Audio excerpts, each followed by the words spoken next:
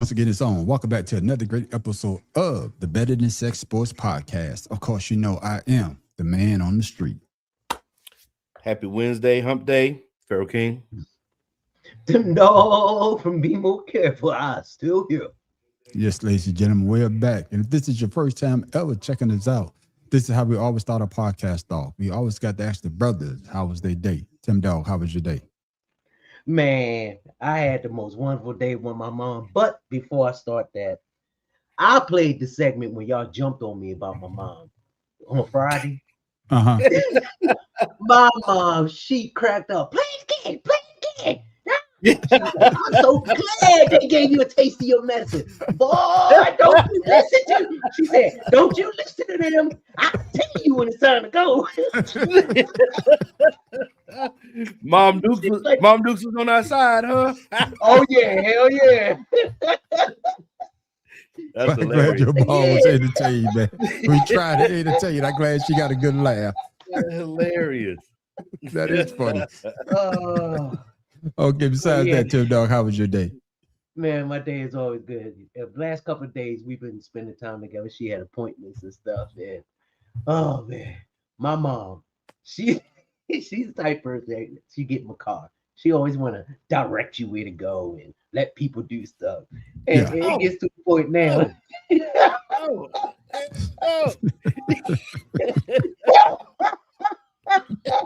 You So got one of them too, huh? It must be a DMV thing. I said, when she be getting like that, I was like, you want to drive? You know I don't want to drive. Yeah, that's how they be, man. All of them sides, it's always the one in the passenger seat telling you how to go, Right. man. Hey, Yeah, get but it. for us, it's just so funny because growing up, it was the exact same way. And Yeah, now, my times are getting shorter here. We've both been talking about it. It's just, I guess I'm paying more attention to sensitive. Yeah, the small things yeah. because Yeah. I know I'm about to leave. And I'm just saying, I had a wonderful time. And I know my mom, she goes, I know they get tired of you talking about me. I said, well, Nah. it all came out on Friday. Nah, we'll never get tired, man. Like we always Oh, say, I right? know. Yeah, no. Enjoy spending time with your mama because once you leave, that's a hell of a ride to get back to Baltimore. And once you leave there, I know you're gonna go see your son and your grandson before you head back home. So I know. Yeah. Pearl, man, how was your day, my bro? Fellas, my day was it was decent. I still ain't got my car back.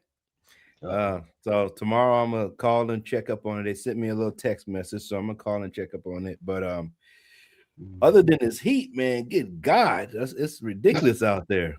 But Yeah. I was telling Tim Dog behind the scenes here that my back, my sciatic nerve was pretty intense today. And I don't know if it's because I was, trying to do a little exercise yesterday, and then and if it spilled over from that, but I didn't do anything intense. It's just getting worse every week, So Yeah. I don't know. But other than that, man, I'm good. A little short on cash because of this payment to the schools. But we're gonna make it through. Yeah, we're gonna make it through, Open up, man. Tim. Yeah, you talking about pain, man. Something going on with my goddamn shoulders. I can barely lift my damn arm, man. But you can see me trying to put my jacket on, man. I can't even lift my arm, so I just slide it in like this. Just lean over and slide it in. So I'm gonna have to go get that check. Yeah, man. I can't Is push this the nothing. better than sex or the better than bad body? Come on, man. Hey, listen.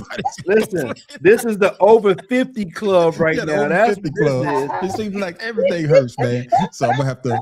What's up, brother? I'm gonna have to go make me an appointment at the VA or something, man, to get this shit checked out. I'm googling this shit, man. Why does my shoulder hurt? Right. It's just hurting for no goddamn reason. God damn. Asking AI. Yeah. But fellas, man, and Pharaoh, man, hopefully you get your car back soon, man, and hopefully it'll be the way that it was running before. Yeah, like I tell everybody, I was the first person to ride with Pharaoh out of town in that vehicle so many years ago.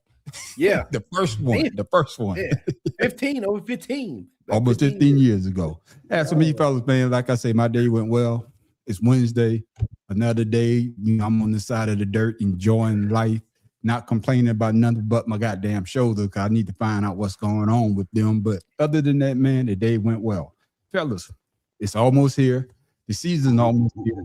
You don't have to grind out trying to find things to talk about in sports, because lately it's kind of weak. I know preseason is going on, but it's not the same intensity as regular season.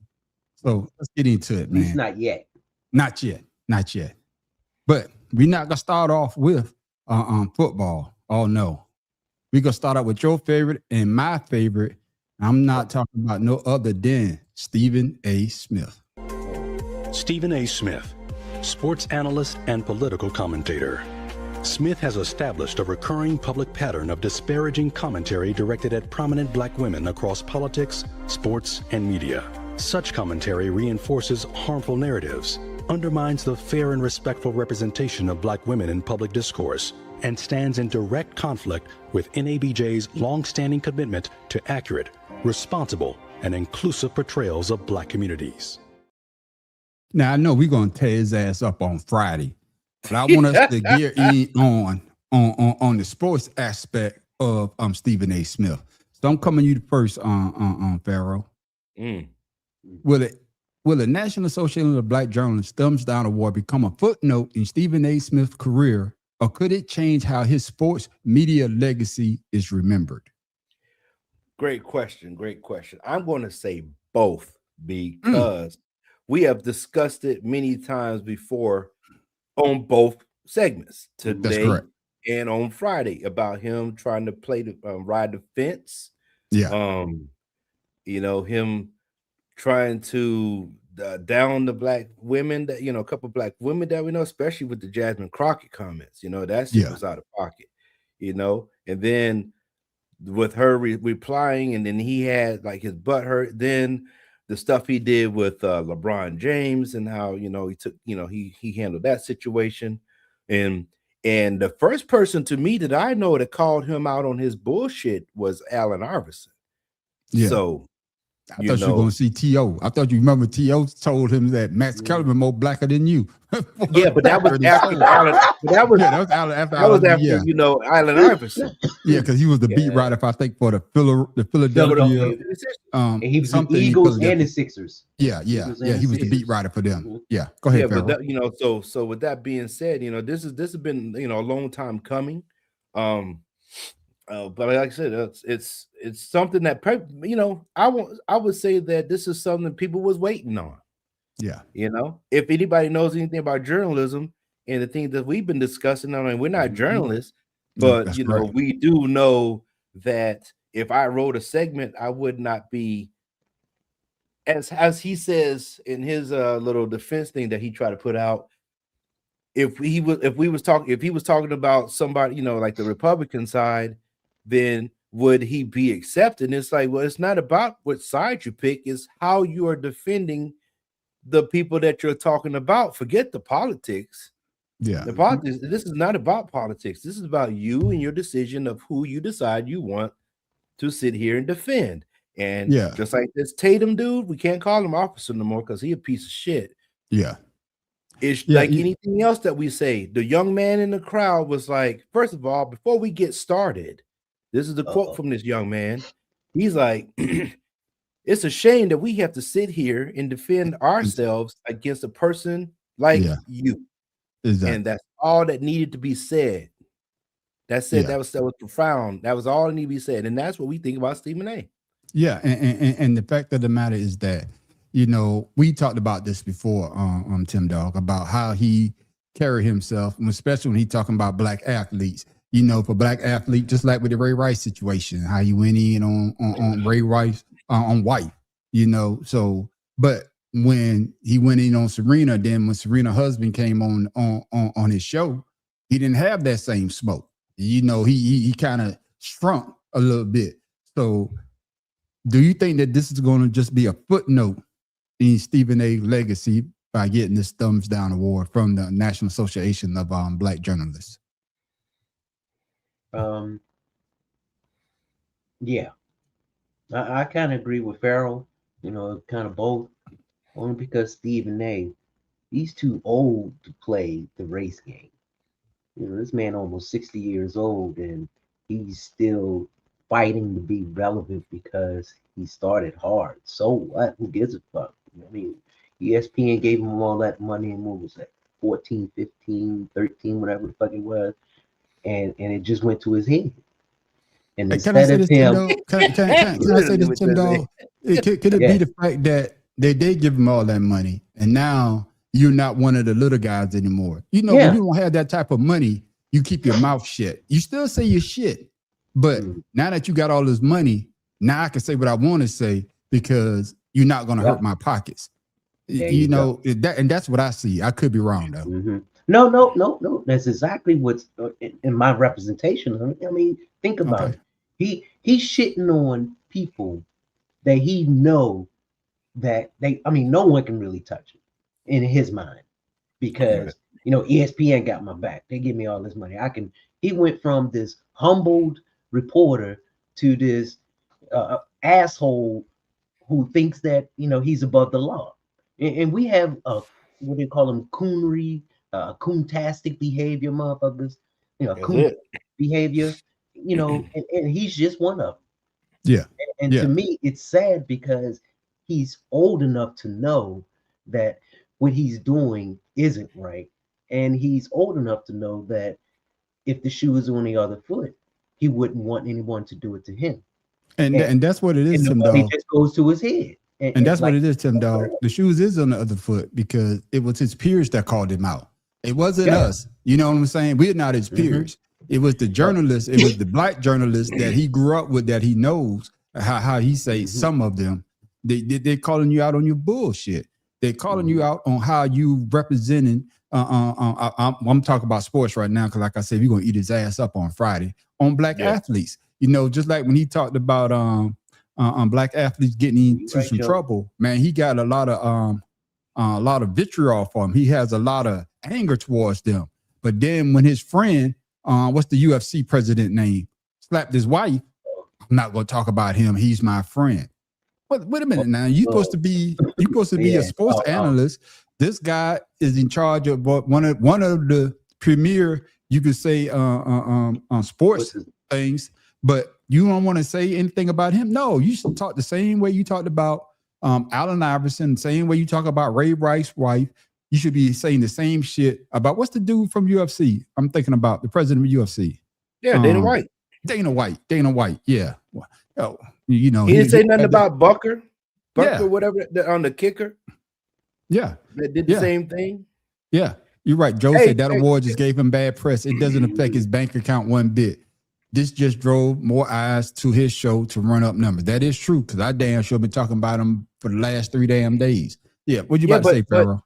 But with that being said, Joe, we've discussed, we said that on last Friday, we had made a discussion because we was talking about that Tatum bullshit.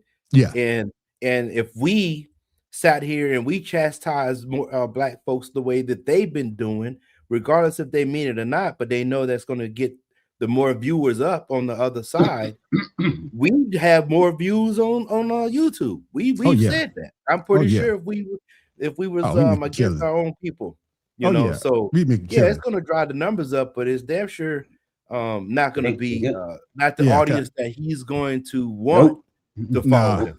I can tell you like this. He already picked his audience. I couldn't do it like that because Pharaoh lived right up the street. And all my windows be bust out. How my windows keep getting bust out? I don't know. I don't know.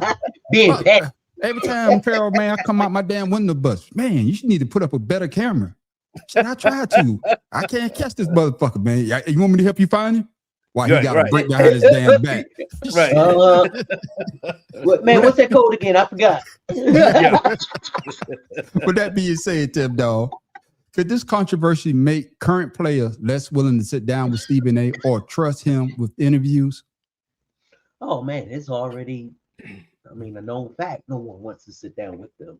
As far as us, maybe them, they might, but not us. Okay. What you got to say about it, Farrell?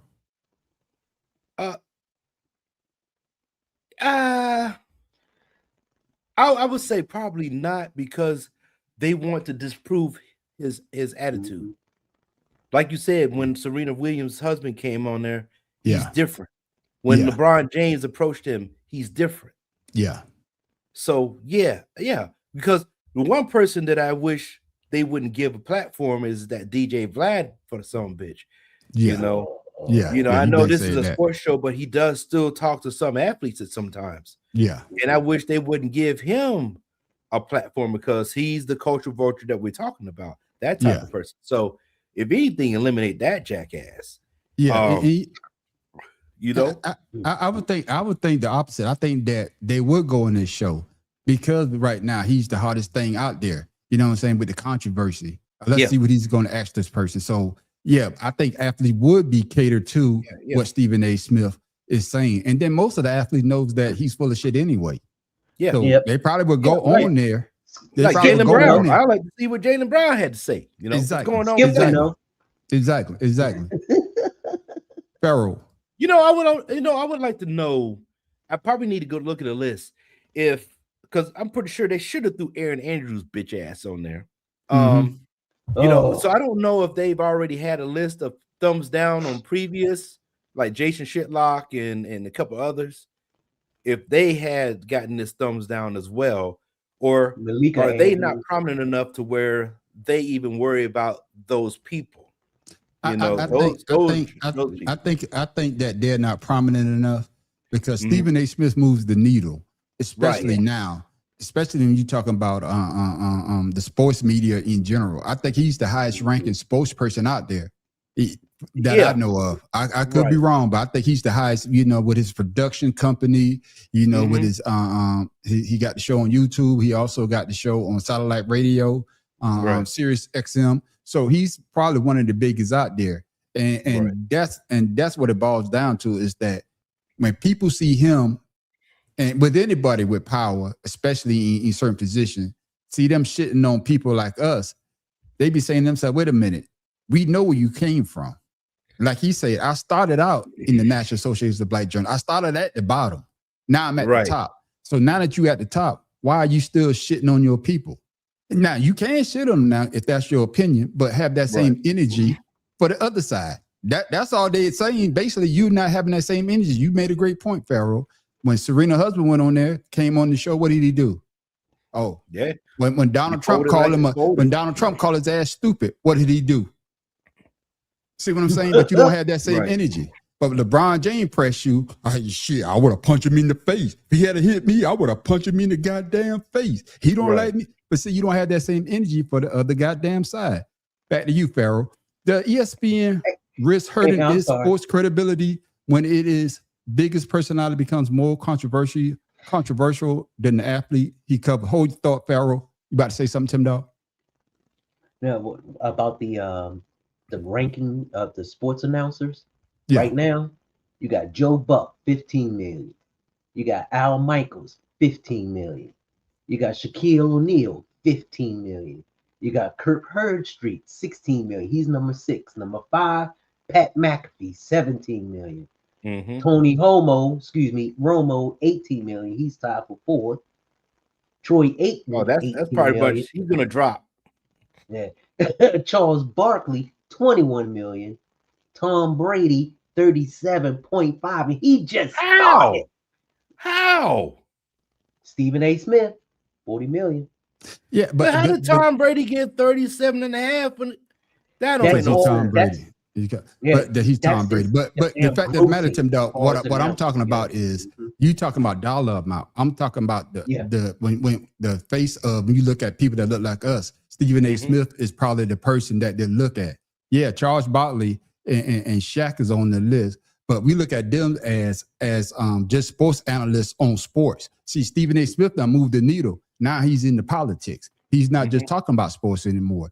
Shaq and Shaquille O'Neal, yeah, I mean, they're the same person. I meant to say Shaq and Charles Barkley, you know, they may talk politics, but they're not out front with it. Yes, like Stephen A. Smith is trying to be. And that's what I'm saying when I say that he's probably the highest ranking sports personality out there right now, saying the things that he's saying.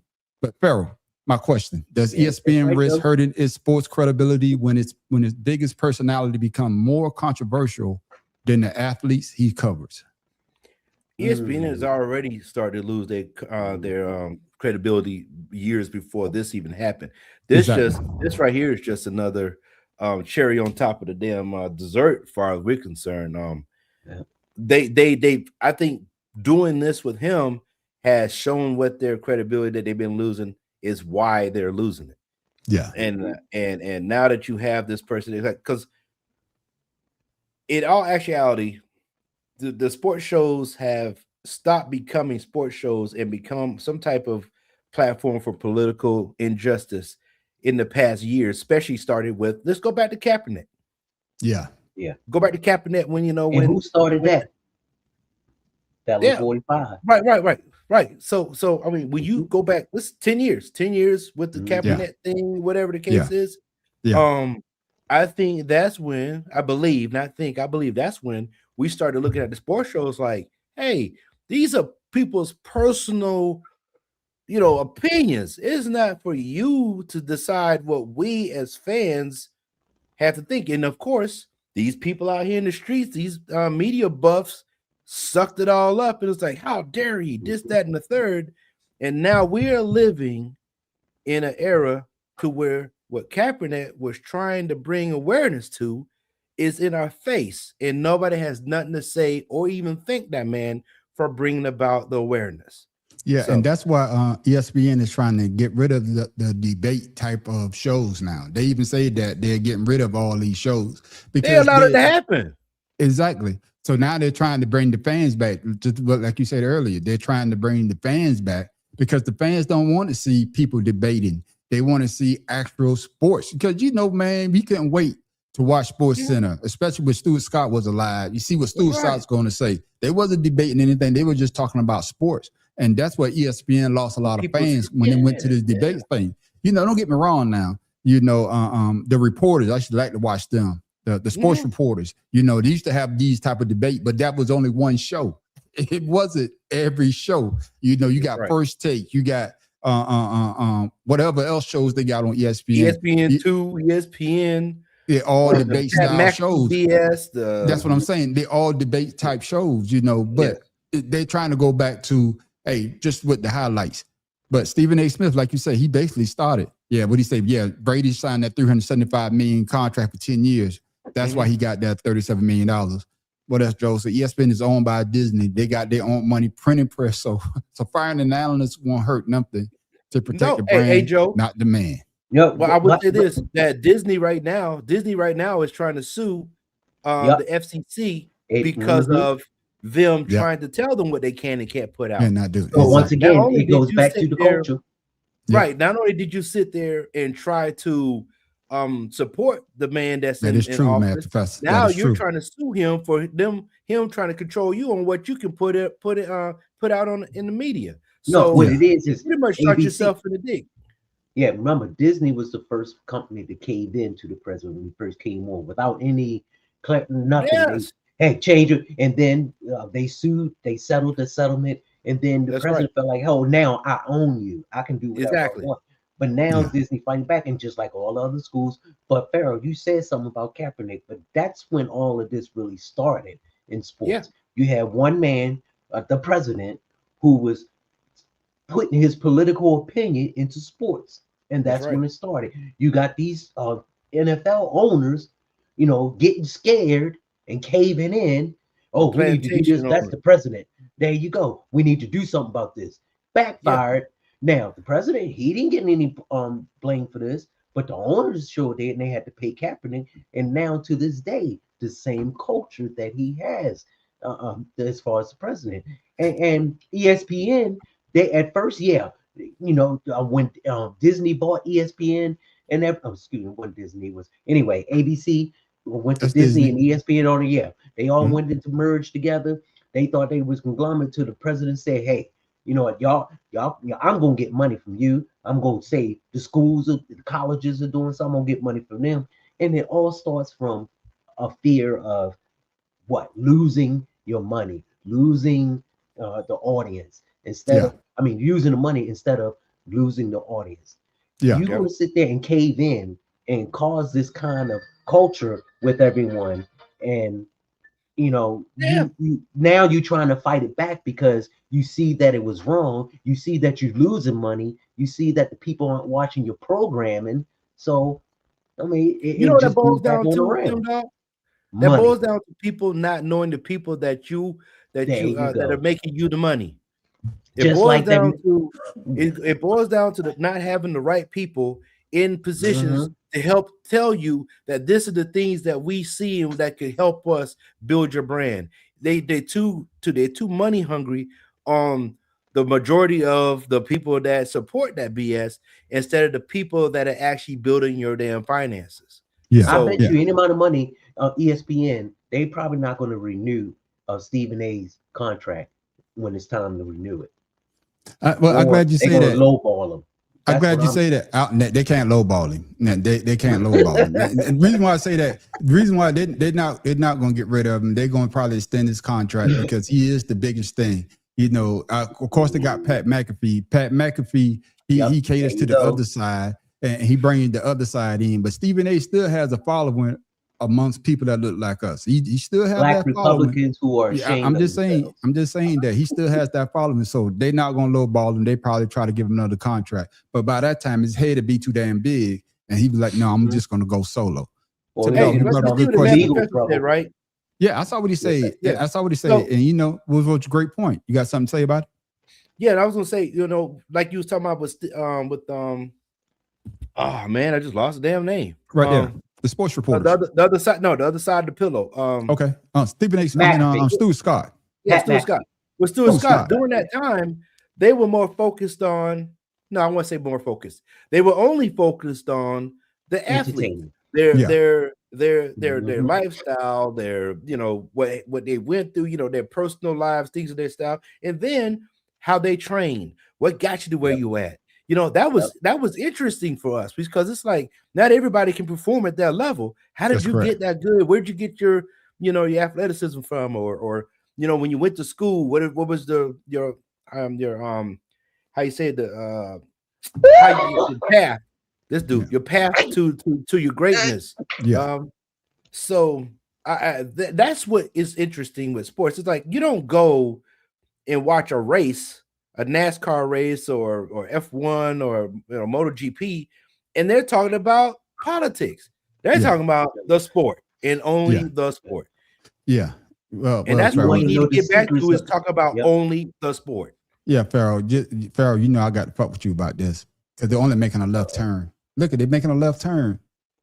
No. Maybe they should. I'm fucking with. I'm messing with you, man. I'm messing with you. I'm messing with you, man. They tried that. Indy fixed that. They added little straight lines and turns. I'm just messing with you, Pharaoh. I'm just messing with you. With Bubba Watson, they tried to make some political stuff out of that. Yeah, I'm just messing with you, man. man. Somebody hung the noose up in here. Yeah, I just messing with you, man. But Pharaoh, you brought up a good point, and it leads right into my next question for you, Tim Dog. Has First Take become too centered around Stephen A. personality instead of actually sports debate? Yeah. Come on. I mean, it's his, and we all said it.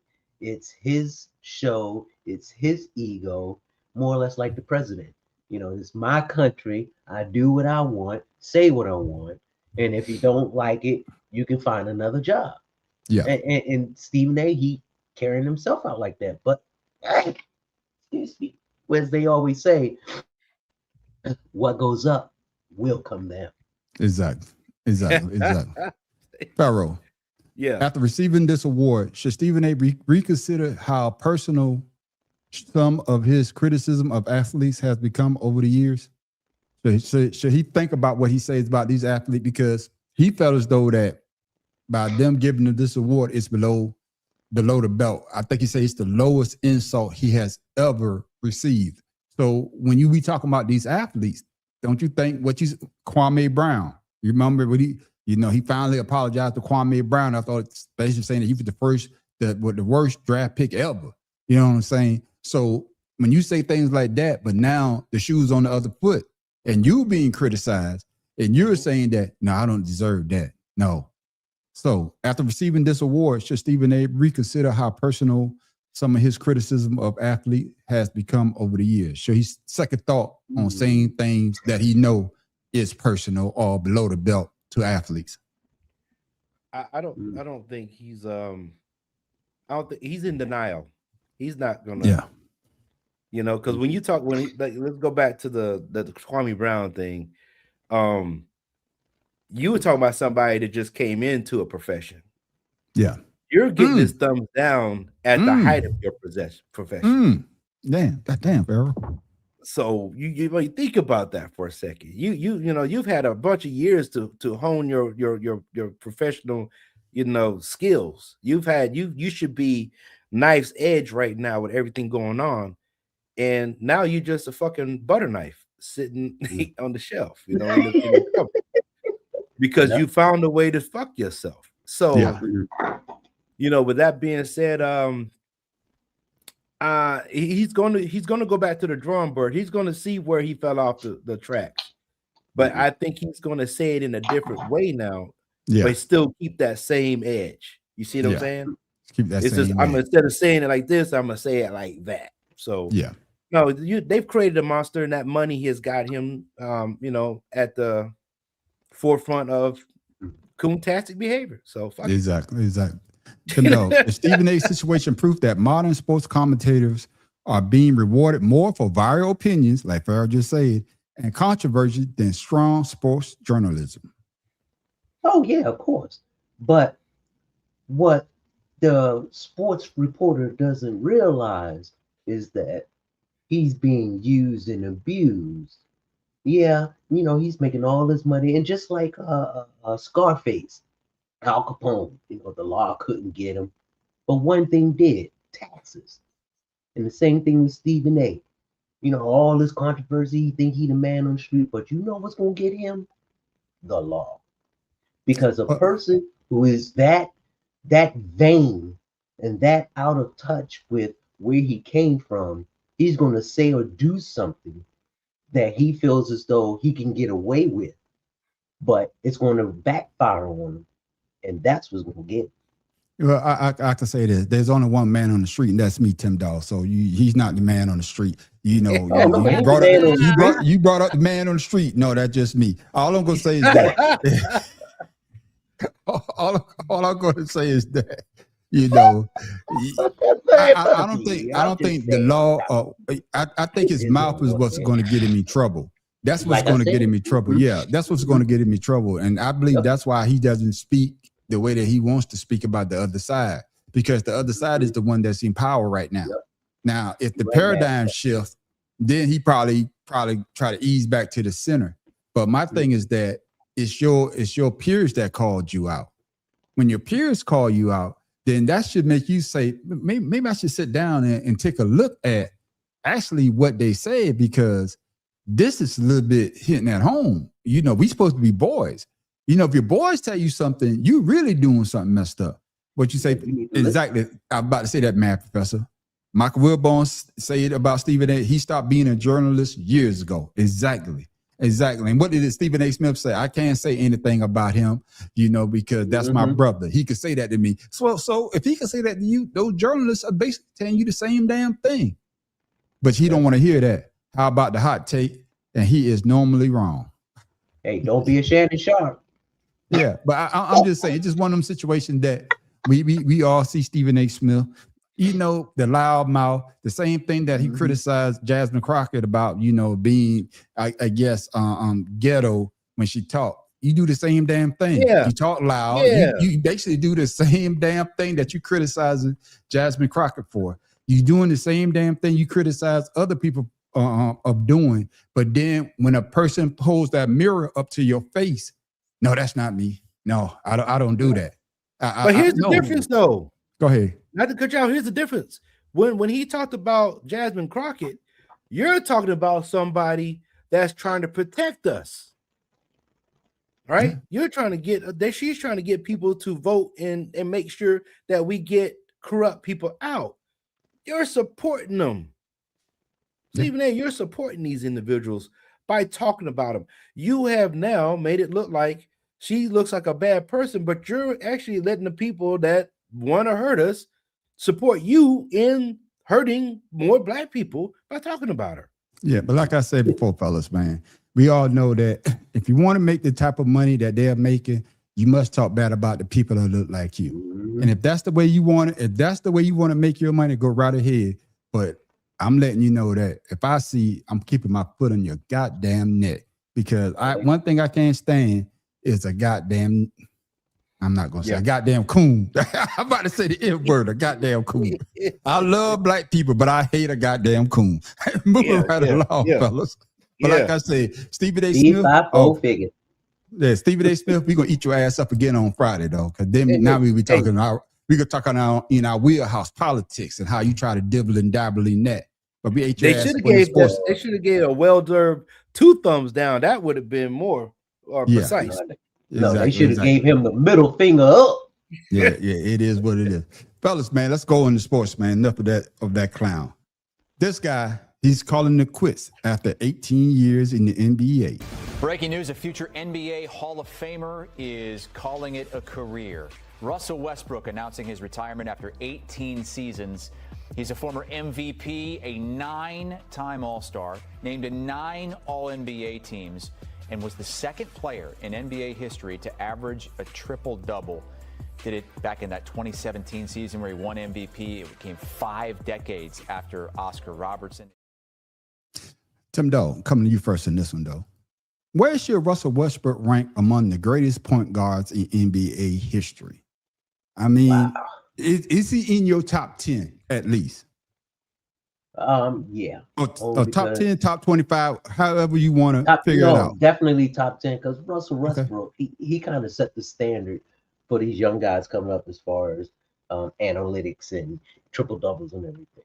And him and Harden, and they had this competition, friendly camaraderie going on between the two of them and other players in the NBA. So to me, it wasn't always about him scoring, even though he could do that. I liked his rebounding and his assist. And to me, that's what made him look good, in my opinion. And because he wasn't scoring 30, 40, 50 points. No. He was up in the mid-20s, low to mid-20s. And then at the same time, he was averaging 15 assists and 12 rebounds. That's where he made his money right there. Yeah. I'll give him, I would say at least 7. Okay, all right. I would say this.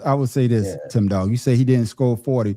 He damn sure scored about 40 or 50 when I went to see his ass. I told y'all the story. My wife took me down to see the Sixers play Oklahoma City Thunder. We went to Oklahoma.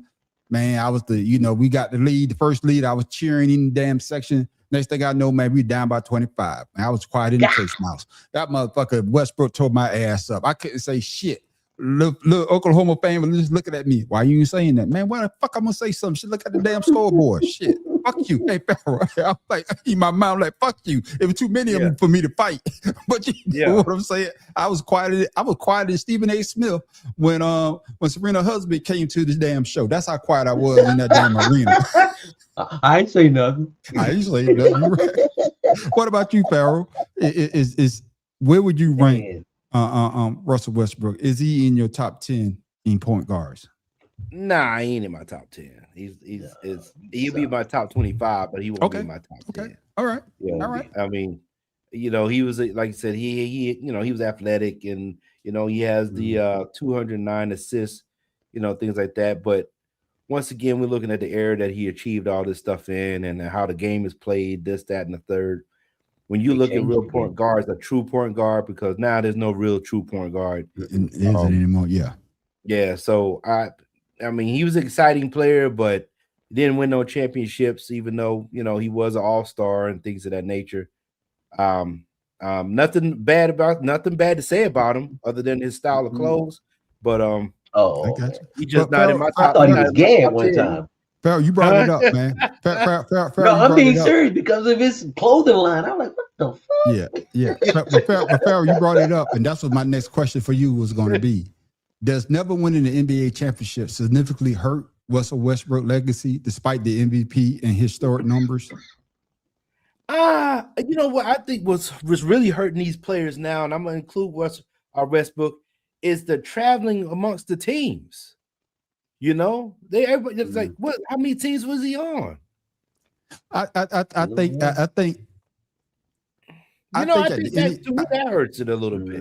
No, I think at the end of your career, and you about to leave, the one thing that you want to be able to say that you was a champion at your sport. And that's why I think that these people at the end of their careers, you see them changing teams, because just like with the situation with Karl Malone, and Gary Payton did get one with Miami, but Karl Malone going to the Lakers, he's trying to, I got all the numbers, like Charles Barkley say, I'm in the Hall of Fame, but I'm not with the elite. The elite got that hardware. That's what I'm saying? Now, because when we talk about players like that, we say, man, they was the great at their time, at their position, doing what they did. That's why they made the Hall of Fame. But guess what? He didn't win that championship. Man. Yeah, and okay, so let's add that to the list. Yeah, you travel these teams and you're still left without a championship. Yeah, and that's the reason you travel to these teams. Yeah, so yeah, I would say yes, definitely. All championship. I don't care what type of game you're playing. If you don't have at least one major win in your professional career, I think that hurts a lot of people that start, because I know it's hard. It's hard to get there. But that's the whole point of getting that championship, to say that I was at the top of my game for at least one season. Because like they say, man, just like remember we had that debate before. We talked about what's my man named Gil. He would say, I'd rather have the money than have the championship. Some people was like that was Gil. That was Gil. Gil said that. But then my man from George Floyd's friend, what's his name? Stephen Smith. Stephen Jackson. Stephen in my mind. Yeah, Stephen Jackson was like, man, you a damn fool. Because like you say, Farrell, I'd rather have that championship. I bet I was a part of the best team, whatever sport that is at that time. But some people take money over a damn championship. Which one you rather have? He didn't have a winning mentality, though, man, on the street. You got to have a winning mentality. So which one you rather have, Farrell, the championship or the money? The money comes with the championship. I got to have the championship. What about you, Tim Dow? Same. All right, my brother's in the chat, man. Which one y'all rather have? Y'all rather have the money or y'all rather have the championship? Yeah, because listen, man. Everybody want. Listen, man. I won the championship played high school football. I was with the high school football, and then I have people after me that got the ring. I'm working with a kid now that has high school a state championship ring. Do you know that's a big deal? Yeah. Yeah. I mean, even at high school level, that's a big deal. You're not getting rid of that ever. No. I told y'all, Tim, before I come to the next question, man, I told y'all I went to my partner Snake, man, to his mother's funeral. Miss Lucille, rest in peace. I went to the funeral. They had it at the auditorium in my hometown. So we went there because her family big. Their family is big as hell. So they had to have it in the auditorium. So what Joe said, I wanted the ring. Nobody going to remember me because of my money. Exactly. Because once you're gone, it's gone.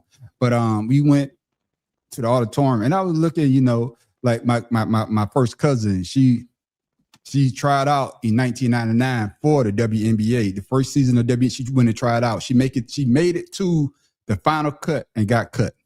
But they told her to come back, but she never went back. Yeah, I'm talking about you, Alicia. So my cousin did try out for the WNBA. She got to the last cut and got cut.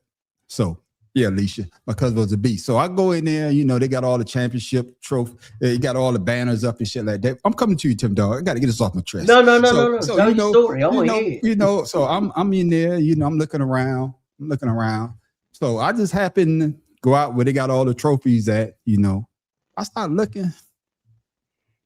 Look, I say, you know, I don't know what's going through my mind. I said, damn, that boy look like my damn son Trey.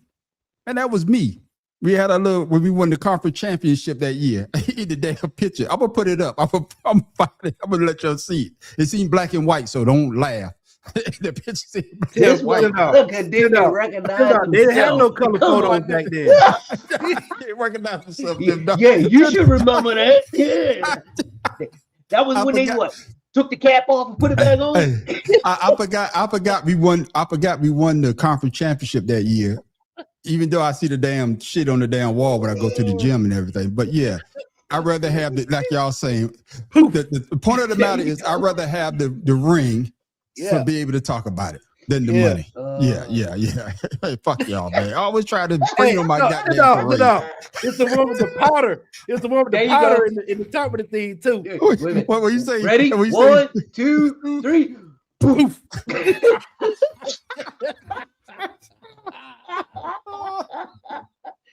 Look at man, say?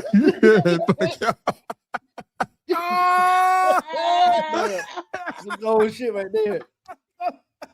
Fuck Hey, you, got too, that man. fan flip on. Fuck you, man. Oh, Hey, don't move. Now I gotta start over. give me another block. Hey, but hey, man on the street. You gotta tell them who was in front of you on the picture though. Huh? I showed Whoever you the you picture, run- didn't I? No, I said Yeah, you gotta sure. tell them about the person that was blocking your view almost. Oh man, I gotta show you, man. Yeah, The my picture. No, you have the Okay. picture where you're standing there. Like y'all Yeah. y'all look like yeah, I showed the you the picture. I team think I photo. showed it to you. Yeah. yeah, but don't you have an action photo where somebody was in your way or something? Or that must have been somebody else. That was somebody else. No, that ain't Maybe me. somebody else there. Yeah, somebody else got the Oh, same man. Polaroid that I had. Oh. But shit, man. But get back to the Polaroid, goddamn show, yeah, man. right. Fella, I'm You mean sorry, man. I'm sorry, Polaroid. man. Yeah. Coming Hey back man, to why you, your Tim, cousin didn't go to like overseas or something? Who? Your cousin, you said try out for Oh, WNBA. Why did she go to overseas? Play I don't know, overseas? man. At least she went to school. She went to school though. But Hey, coming back to you, Tim Dawg. Oh. Should Westbrook triple-double record be viewed as one of the basketball greatest accomplishment, or were some of those numbers overrated? Nah, that's the greatest accomplishment because when you think about only 2 people in At the that history time. of the NBA, no, At that time. at that time, excuse me, you're Yeah. right. At that time, records are made to be broken, just like teeth and everything else. But No, the only reason I say at that time, Tim Dawg, is because when I was doing this, they talked about Joker, and the Joker's basically doing double every night Yeah. as well. but at he that hasn't time, done it yet. No, but Yeah, like you that's why said, I'm at agreeing. this That's why I time. said at that time, because Mhm. Westbrook, when he did it, we was like, God damn, this motherfucker got another for the whole season. Oscar Robertson was the only one.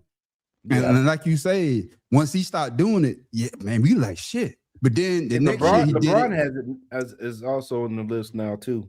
Yeah, but that, Tim, I'm gonna let you finish. But then the next year he did it. We like, oh shit, he doing it again. Well, we done seen this before. That's what I'm saying.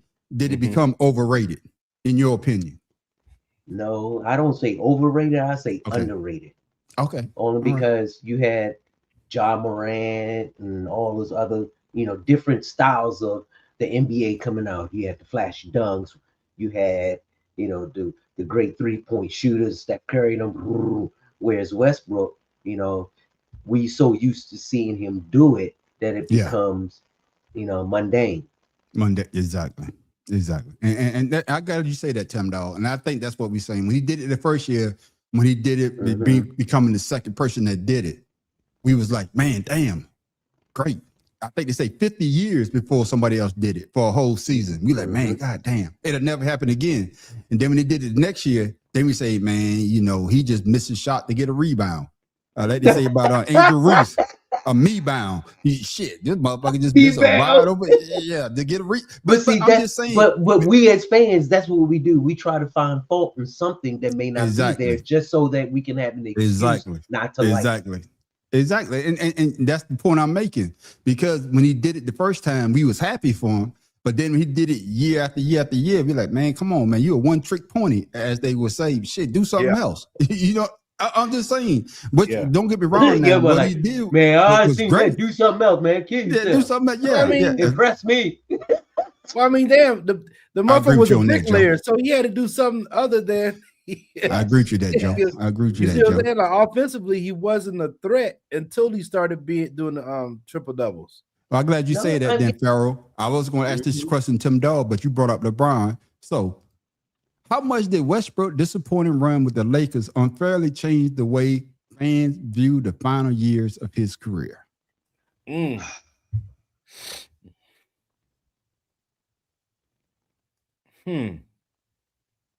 Because, like you say, like you brought it up. How many teams he was on? Yeah. You know. So after the Lakers, he Well- went to the Clippers. I believe the Clippers before Yeah, the went across Clippers. the street. Yeah, and I'm just saying. So Yeah. especially when to the Lakers because he went home and we thought that hey, LeBron, AD, Westbrook, man, that's a championship. If you were to look at just on paper, that's a championship team right there. But I don't know because when he was with the Thunder and he was doing with all that stuff with the Thunder, him, Kevin Durant, and I forget the other person, and then James Harden was the one that was coming off the on James Harden. Yeah. So James Harden was coming off the bench doing That's those at that time. He was keeping the team afloat. That's how so he got I've paid all that always money. viewed Westbrook as Achilles' heel in any championship team. Okay. No, All right. just like James Harden, he proved to be an Achilles heel, and and people keep extending his contracts. I don't know what's going on with James Harden and Kirk Cousins, but their agents They are got the phenomenal. best agents in the world. We not say that. Yeah, they phenomenal, man. I'm talking about the best agency in the goddamn world. Phenomenal. Yeah, but man, yes, because the failure of the Lakers was put solely on his show. Exactly, I agree with you on that, man, Professor. Uh-huh. Because they brought him in to win another championship, and they made it seem as though that he was the scapegoat. That's why a lot of people are saying about LeBron James, telling him, enjoy your retirement. And they're saying that, man, you basically ran the man off the damn Lakers. You put the not winning the championship on his shoulders. How dare you say what you say? Good luck on your retirement. You the one that caused him to be ran up out of the goddamn Lakers. Go ahead. You got to say something. You want to say something? Man, I'm looking at the 21-22 Lakers roster. The first year that Westbrook was there, they had Carmelo Anthony, Trevor Ariza, DJ Augustine, Brent Bazemore, Avery Bradley. What else? Anthony Davis, LeBron James. I mean, they were stacked. They were stacked, but Carmelo They wasn't the Old same as hell. Carmelo What was now. the average age of them Yeah, jokers? yeah, but what's the average age? Yeah, See, but you Carmelo say was age, the though. oldest. Okay, see, you got to Look, put the age factor everybody on was there. out there Carmelo playing in was the damn wheelchair. Trevor Yeah, Ariza, yeah. 17. Yeah, but Yeah, but you got to and put the LeBron age on James. there. Yeah. But Tim, no, that's why I say when you look at it on paper, you say to Yeah, yourself, "Man, this that's shit what I'm look great." saying. But like you say, Yeah. Farrell, when the game started, everybody roll up in a wheelchair, Yeah, they and had of course, Isaiah It was Thomas, just like when Bobby- Karl Malone and them were there. It's Yeah. the same old team. and like you say, Farrell, and then when Anthony Davis came up, he had an IV with an ambulance attached to it. He came on the Yeah. court. Yeah. He about to break down any goddamn minute. Yeah. Colostomy bag on the side, all kind of shit. Anthony Davis riding like the Flintstones with his feet. Y'all saw that? Y'all saw that? Y'all saw that cartoon that they did? They said all the athletes with their cars and shit. Everybody pull up. They got their whip. Say Anthony Davis pull up. He's in the ambulance. That like God damn. No. He like, hold on. You go in the back, get this hover around in the back, come down. Oh shit. Farrell brought it up, Tim Dog. Farrell brought it up, and I want you to answer this question. He brought it up, and I think he made a great point when he said it. Was Westbrook's greatest mistake staying in Oklahoma City too long after Kevin Durant left, or did that loyalty actually strengthen his legacy?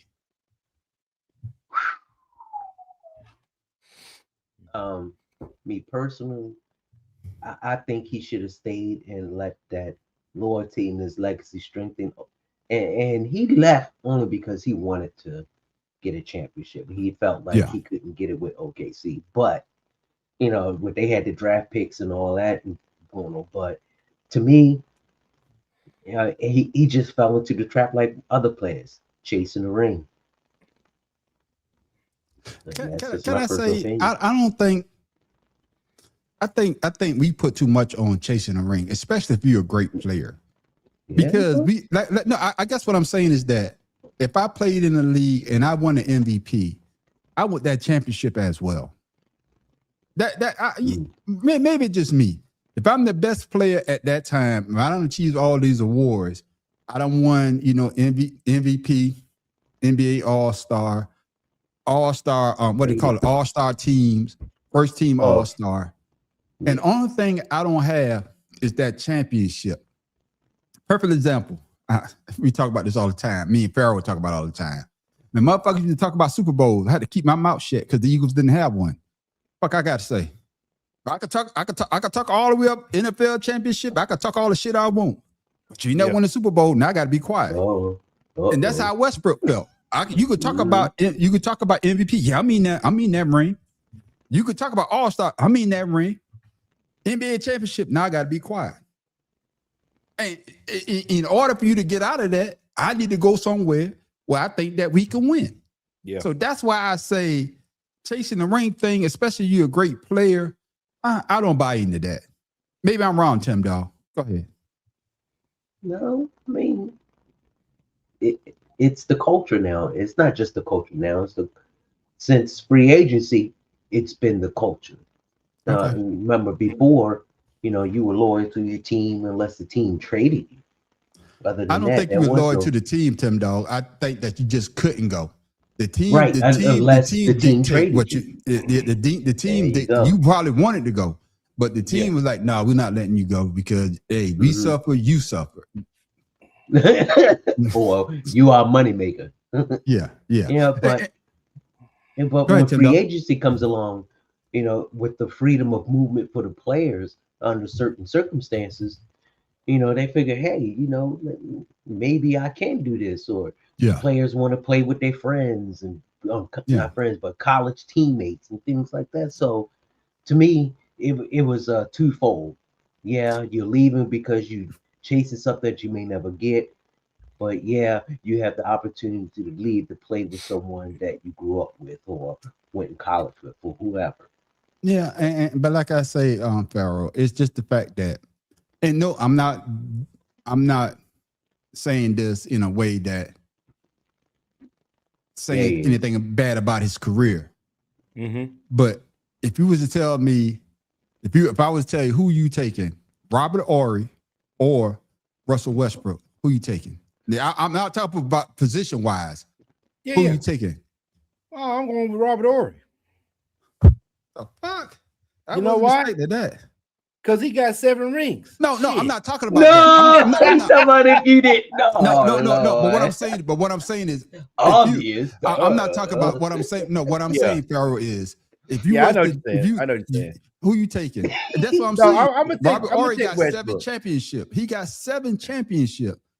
And you trying to tell me if I was starting a basketball team today, and my choice is starting with, I either got to pick Robert Horry or I got to pick Russell Westbrook.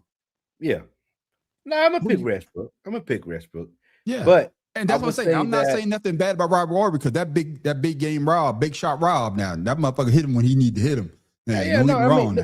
But we know how his game was. He had a couple players that he got his game from. But with that being said, you look at Westbrook, I'm gonna say that he stayed too long in Oklahoma because it's the same thing happened with Scottie Pippen when he was with the Bulls.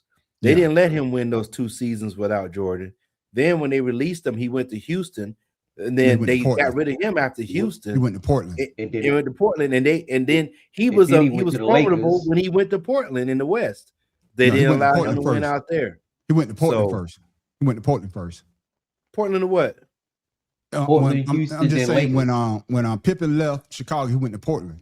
No, he went to Houston, then he went to Portland, guys. Brother, trust me. I'm gonna tell you how. This how I'm gonna tell you. I know. You only did 1 season in Houston. Listen to me, Pharaoh. I'm about to school you now. I'm about to school you, Pharaoh. He went to Portland. It was the year my mama died. Trust me, I know this. I remember the play. I was watching it in Charleston Hospital when Shaq, Kobe threw man on the street. Oh. How much you want to bet? I bet the best cigar out there. Okay. Look it up. I want you to look it up right now. Tell me. Get him. He was with Portland from 99 to 2003. Okay. but he left Houston first.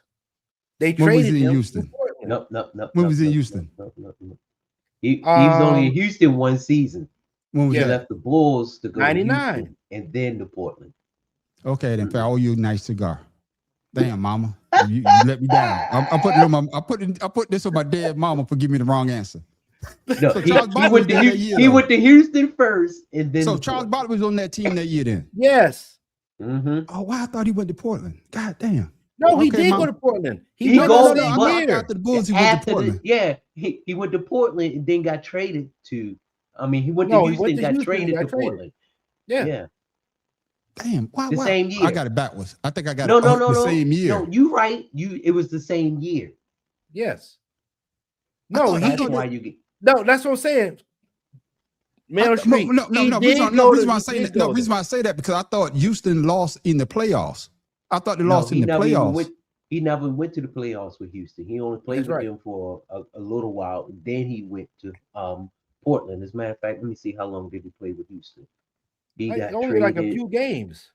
Oh, Yep. because only way he the trivia Yep. master because he know the damn answer before he say the damn question. Come on now. Hey, so Rebecca Fletcher's right there. So it don't matter.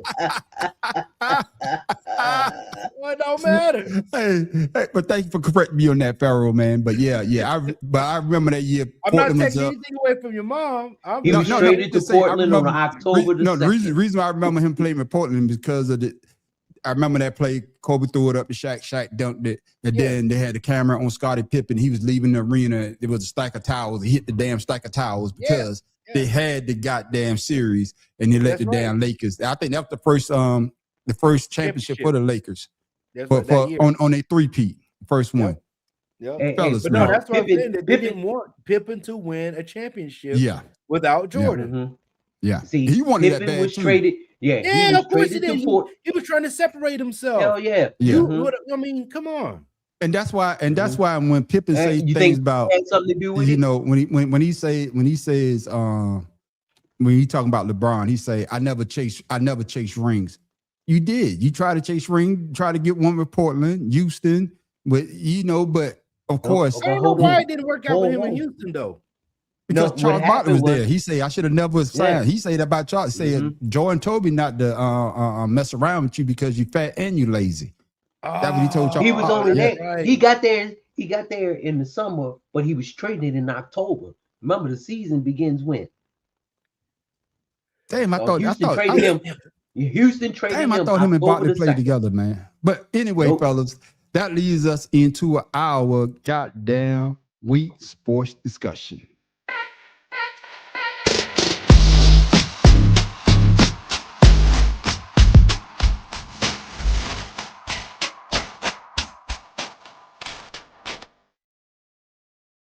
Uh-oh. Tim Dog and Pharaoh, I'm gonna start with you first, Tim Dog.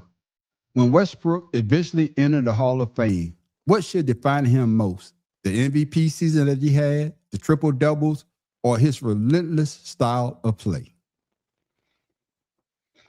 I'm gonna say the triple double and his relentless style of play. Actually, all three of them, because we've all said it. He wasn't the leader of a team, but he was very demonstrative when he played, and he wasn't someone like, okay, we're gonna put it in your hand. Maybe in OKC towards the end before he got traded, but he was, to me, he was always, the high speed Robin. He wasn't that leadership style. He did it kind of quietly, but yet when he got on the court, you knew that he was gonna get some value out of it. Okay. So I would say the triple doubles and his relentless style of play, his tenaciousness. Yeah. Same question for you, Pharaoh. When Westbrook eventually entered the Hall of Fame, what should define him most? The MVP year that he had, the triple doubles, or his relentless big teeth got in the way, relentless style of play? Now I'm going with Tim Dog. It's definitely his style of play because it was unmatched. He was high intensity all the time. I believe that's what caused him not to be the player that he could have been, because he was too sporadic. Little defensive. He had some defensive plays on him, but from when I used to watch him, his jump shot was atrocious. So yeah, definitely style of play and triple doubles. I believe that's what made his triple doubles so important because his jump shot was trash. Yeah, and that's why you know, I think I agree with both of y'all, man. I think that the way that he played, the intensity that he played, that's what I'm gonna remember. Yeah, The it's triple high level. doubles- He played the whole Yeah, game like that. yeah, That's crazy. Exactly. There was career. he didn't slow down at all. And you know, like you say, Pharaoh, his jump shot, his mid range was decent, but that 3-point shot, you know, Stephen A, not Stephen A, but what's my man, the white dude, that can't Which stay on one? LeBron. What's the white dude? Him and Stephen A. Oh shit, Skip Bayless. You know, Oh, Westbrook. He was called the man Westbrook. You Yeah. know what I'm saying? You know what I'm saying? So it just that. But I think his intensity. Westbrook. But Joe say the triple doubles will be Russ' claim to fame. That is true because nobody did it for a whole season since Oscar Robertson, the Big O. You know, he was the first, and Russell Westbrook is the second. And Juan, you already on your goddamn knees. You got talking about you need to get some knee pads. Motherfucker, you part Mexican. Y'all don't even use knee pads. Come on now, get those goddamn I was wondering where his ass was at today. Yeah, get them goddamn tortilla chips or tortilla thing. Motherfucker. He got him. You don't need no knee pads. Get some goddamn tortilla chips. Cut them shit He up. said Keto chips. Well, you know what the fuck I meant. I know what the That's fuck why you now. Man, fucking hilarious, boy. We not being Fucking racist, hilarious. but Juan y'all don't be on the show, but Ron be on the show saying black jokes. So y'all just come on the show and be say shit about his ass now. But Juan, man, hey man, hopefully do well tomorrow, man. Do well on the promotion board tomorrow, man. Got to, So man. Got that third kid coming. You got to get promoted. You better What hurry you say? boy. Fuck you. See y'all Friday. See y'all Friday. Good luck, Juan. Good luck, my brother. Good luck. Hey, fellas, man, that is our sports week. This week's sports discussion. My bad.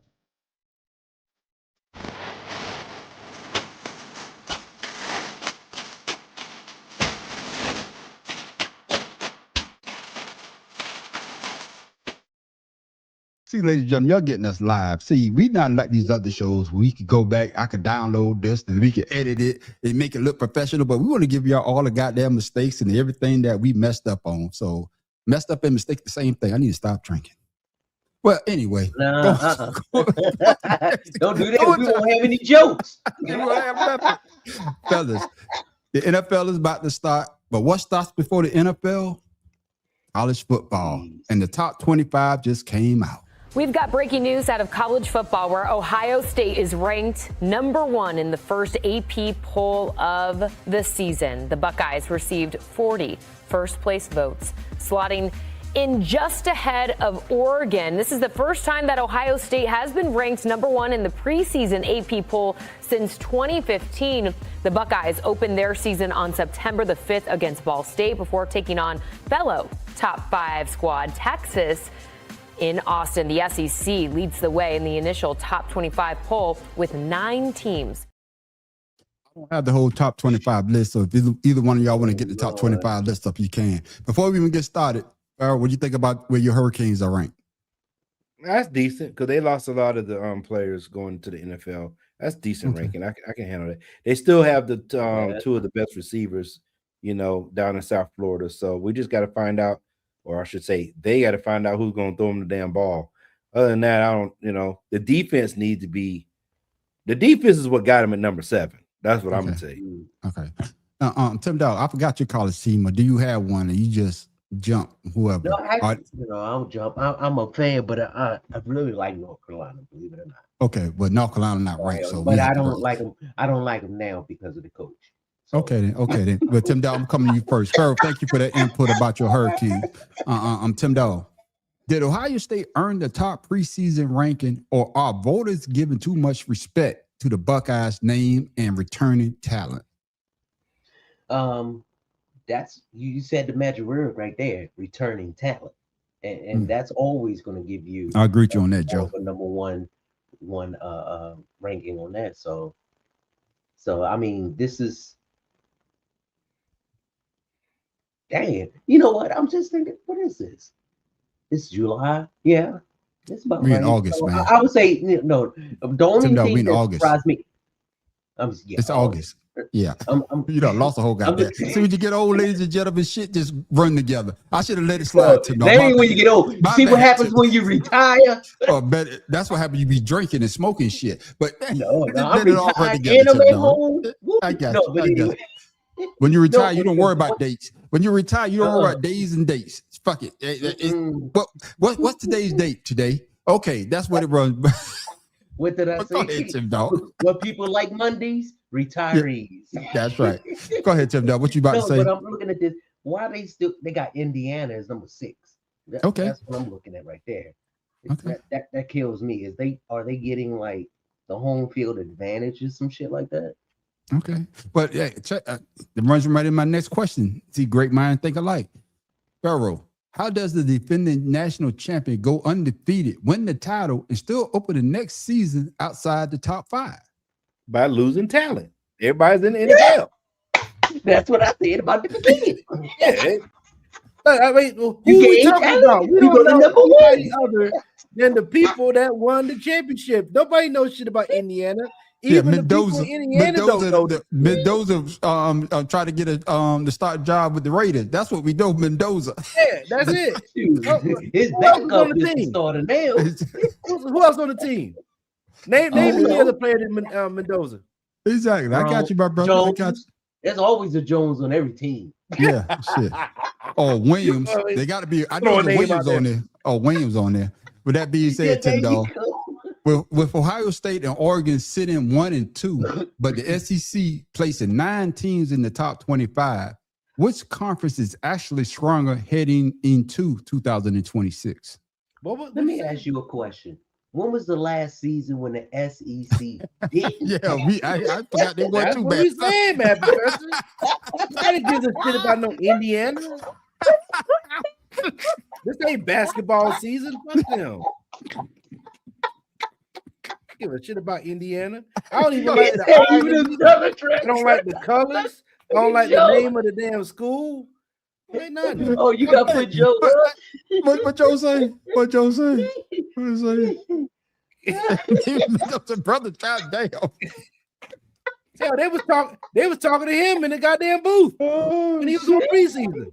Oh shit. I did forget they won the national championship last year, man. But Tim Dog, man, before Ohio State and Oregon sitting at 1 and 2, but the SEC placing 9 teams in the top 25. Which conference is actually stronger headed into 2026? When was the last time the SEC wasn't the strongest coming into the season? That is true. That is true. That's a great point. I don't remember, but you know, South Carolina, we in the SEC. He don't make it. He's not making them strong shit. I'm trying to. I'm gonna start a fighting chickens petition. ain't going nowhere. No, I'm gonna start a petition, man. I think we one of the first ones to be in the SEC, man. I want us to go to the goddamn what the shit with the Navy and Army in? What that is? What is it? I need to go there. No, I'm talking about I want to be in that conference. So we be the best thing in the conference. Shit. Oh, they in 2 different conferences, aren't they? Yeah. Navy and Army is in the same conference. No. I don't know. Whatever conference, I want us to go to the Atlantic 10. Shit. That's where I want us to go. We need to go to the Atlantic 10. That's right. Exactly. So we could dominate. Hey, I'm tired of seeing my team not being in the top 25. I think we was in the top 25 last year preseason. Conference? I don't know, but I don't even know that's a conference. Shit. I just made it up. I don't know. Shit. Davidson. Yeah. See? Yeah, that's where we need to go. I don't think you they got George Washington, George Mason, LaSalle. Yeah, that's where we need to go. St. Joe, St. Louis, St. Barnabas. I'm gonna start a petition, and I need all my brothers to sign up for South Carolina Gamecocks to leave the SEC and be going to the Atlantic 10 conference. University of Dayton, University of Rhode Island, University of Richmond, W. VCU. W. So running the board. Yeah, I'm running the Just- board. Oh, Fordham University. yeah, we running the board. I'm talking about the males now. I'm not talking about the females. No, we stay in the SEC now because the female basketball team dominate. Even in Yeah, the Big football. Ten. But that's the thing right there. Yeah, go What ahead. they did with basketball is what Yeah. they need to do with their football squad. Exactly. Mm. Yeah, but we're not I don't paying know why anybody. I believe Columbia itself is why people don't want to go there. Go where? To the school. I What, just South think that, Carolina? yeah, I No, don't we think, suck. No, we suck. Nah, hey, dog. Yeah. I'm the first one to say I'll be there cheering for them, but we suck, man. Yeah. Ain't- You But I the mean, if history you know of if that I'm a school. top talent, I would want to go there to make my name. No, you don't. You make your talent doing what? The end of the season in conference championship. We said We play- Paxton only had two Farrell. schools Let me ask you this, Farrell.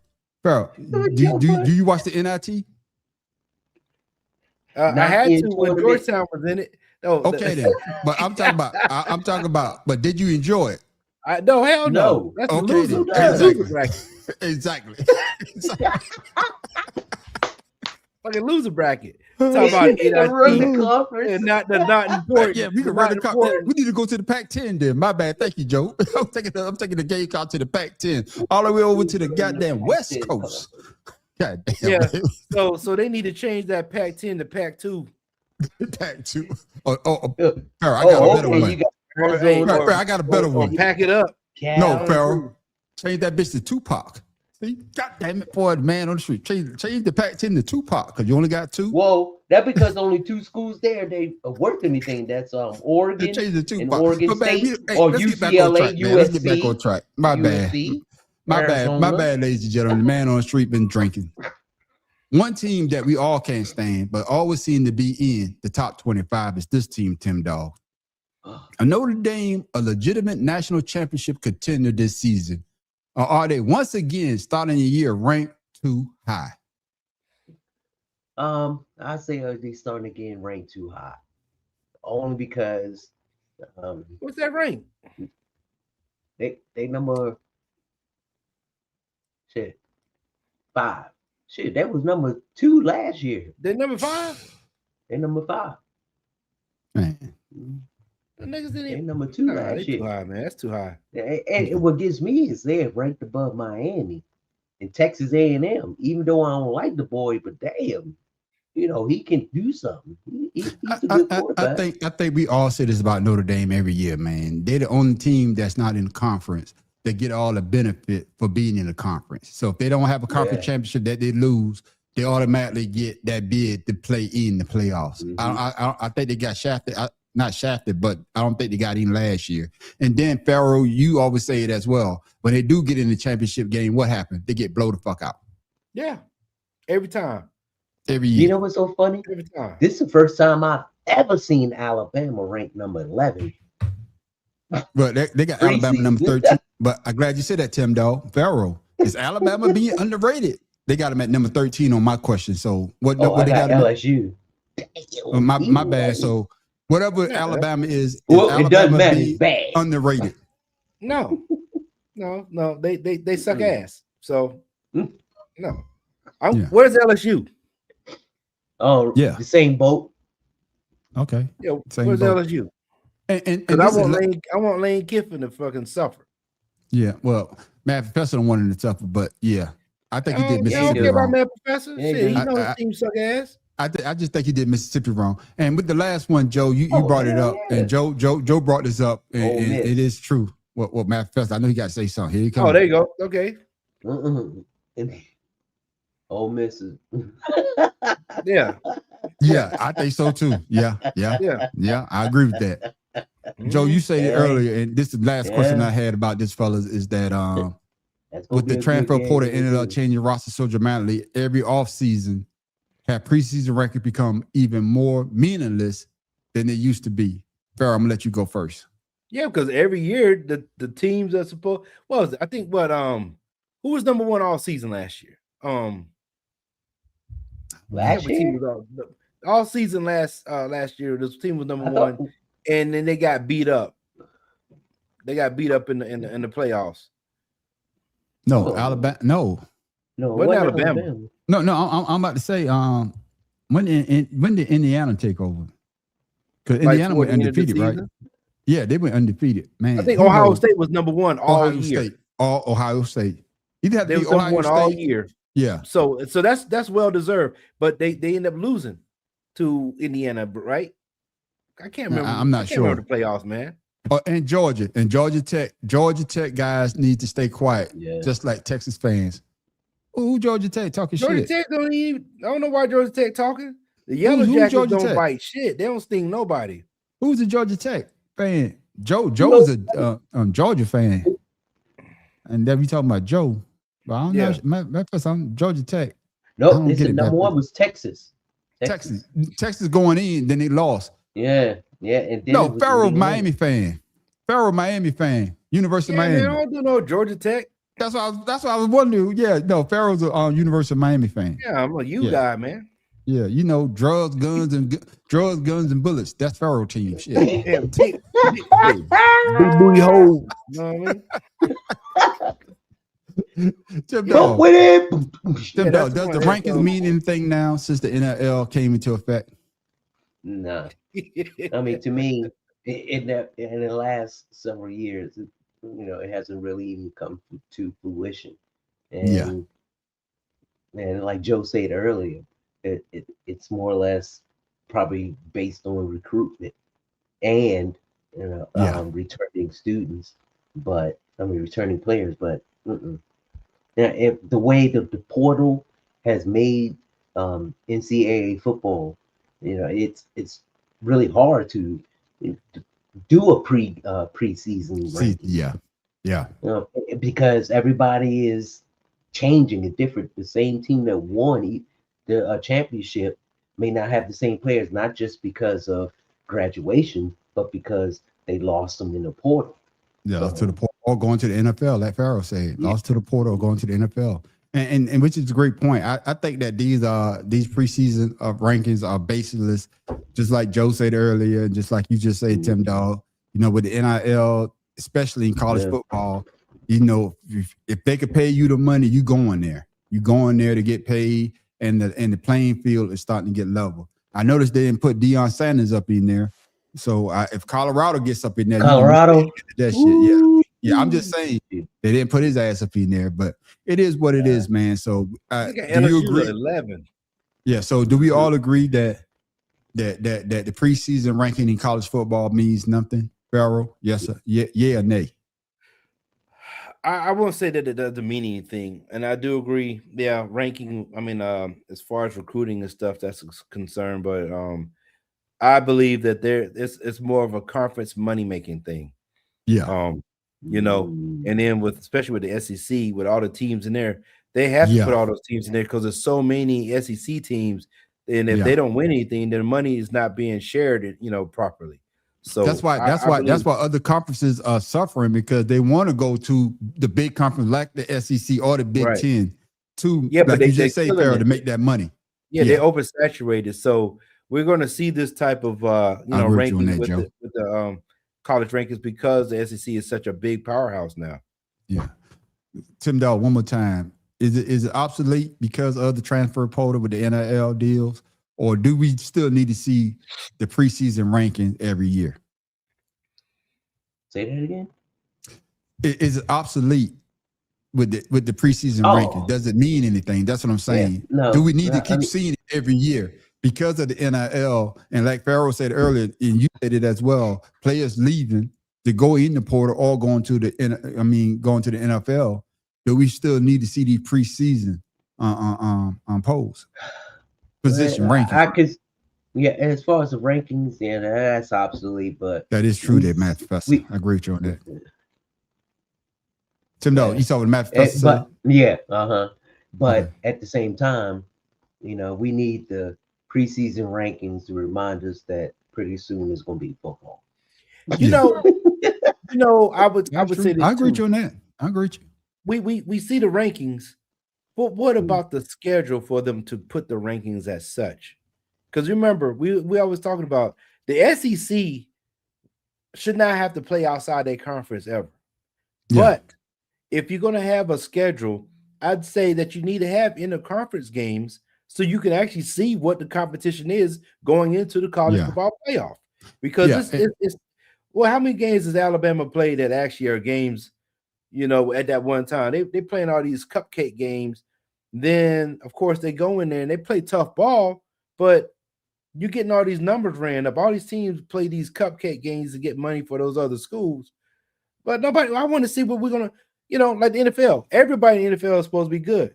I want to see good competition. If you're going to be paying these coaches $10 million to coach these teams, I want to see some actual football.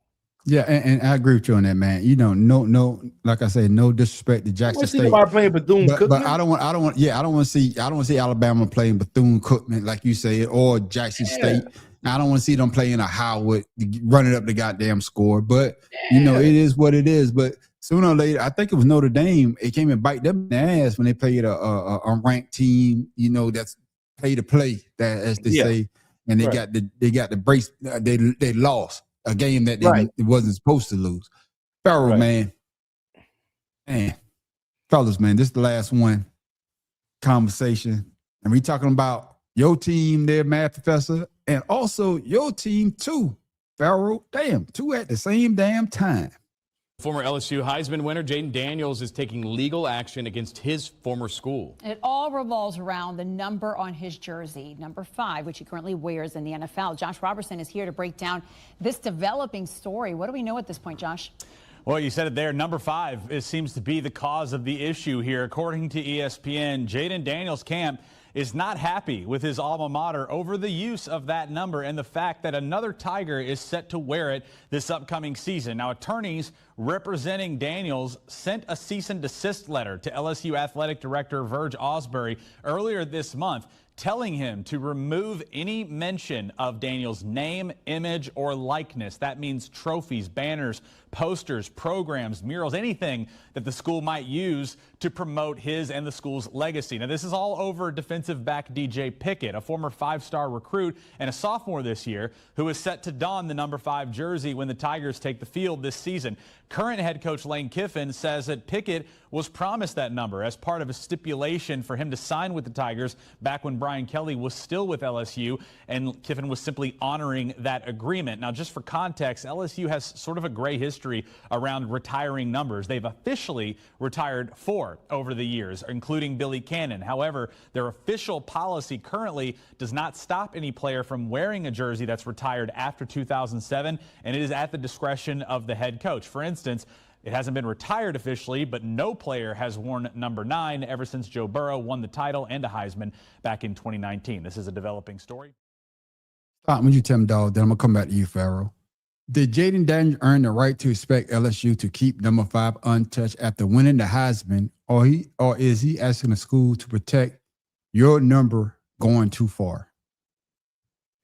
If you're going to stick with tradition, then stick with it. Even though you have a black quarterback, that's number that's up there. Now, I don't know the person that they promised the number to, but seems like to me, if you're going to keep on with the tradition, maybe the coach should have said something to Jay McDaniels. But I mean, it's not the same coach though. Remember, right? I understand. Kelly was the head coach that told the kid that told. I'm talking about the new kid, and that's what they say that who came in on Lane Kiffin. And he said he just honoring what the head coach told the kid to get him to come to LSU. Oh, well. I didn't mean to cut you off. That's what I'm saying. It wasn't. It wasn't. No, I didn't know the situation totally. What I'm saying is communication. That's what I'm trying to say. The coach should have said something. I mean, if there was going to be an issue, who knew it was going to be an issue? Even though, what is it, Jane? Oh yeah. But then again, but like they say, Farrell. I understand what he's saying, but. He played with Arizona State. I think Jayden Daniels played with Arizona State the year before, and he transferred to LSU. It's not like you started at LSU and played all 4 years and won the Heisman. I'm not trying to say that. Listen, man, I'm be honest with you guys. I don't know what the problem is. So And I, like I said, regardless of what goes on, this is, I think, whatever Lane Kiffin is doing. Answer this question then. Like you just say, you don't know what's going on. Did Jaden Daniels earn the right to expect LSU to keep the number 5? Well, that's the same question. Here it is right here. No. Is LSU being inconsistent by allowing number 5 to be worn again, while Joe Burrow's number has remained unused since his championship season? Now, they didn't retire his number as well, just like Jaden Daniels. The only difference is that Burrow won the Heisman and he won the Natty. A champion. Yeah. So I'm going to go with Michael Irvin on this one. And I say that to say this. Yeah. Michael Irvin said, I don't want my number retired because that's right. Whenever you see 88, you're going to remember everybody's going to be on my level. And that's what Jaden Daniels, to me, should take approach on is anytime you see number 5 on that field, and I won a Heisman, because didn't Joe Burrow win a Heisman? Yeah, he won the Heisman and that. That's what I'm saying. That's the only difference. Right. So he won. So, but nobody wants number 9 because number 9 is not a number. People, he is. I don't want a white guy's number. But if I wear this number 5, I know Jaden Daniels had it. I'm going to try to represent Jaden Daniels with this number. You should be honored that somebody wants to wear your number. Yeah. All right. Now, as Mad Professor said, Lane Kiffin shouldn't promise something to somebody. But it wasn't Lane Kiffin. That's what I'm saying. It wasn't Lane Kiffin that promised the guy number 5. It was the head coach before Lane Kiffin. And that leads me to the next question. It leads to the next question. Should LSU honor the promise made to DJ Pickett, or should protecting the legacy of a Heisman Trophy winner take priority over a recruiting promise? So it wasn't Lane Kiffin, the head coach. It was Kelly. I think the Kelly dude. He promised the dude, if you come to LSU, we're going to let you wear number 5. Of course, he got fired. And Lane Kiffin is basically saying, hey, the kid was promised this. Okay. I'm going to honor the promise to the kid because that's what Kelly told him to make him sign with us. What you got to say about it, Tim Dow? Okay. Yeah, I'm just reading what Joe Comment was saying. And maybe that's why he's fighting it, because he did copyright number 5. I mean, like I said, I really don't know. I know you copyrighted number shit. I didn't either, but I mean, you can copyright a lot of things.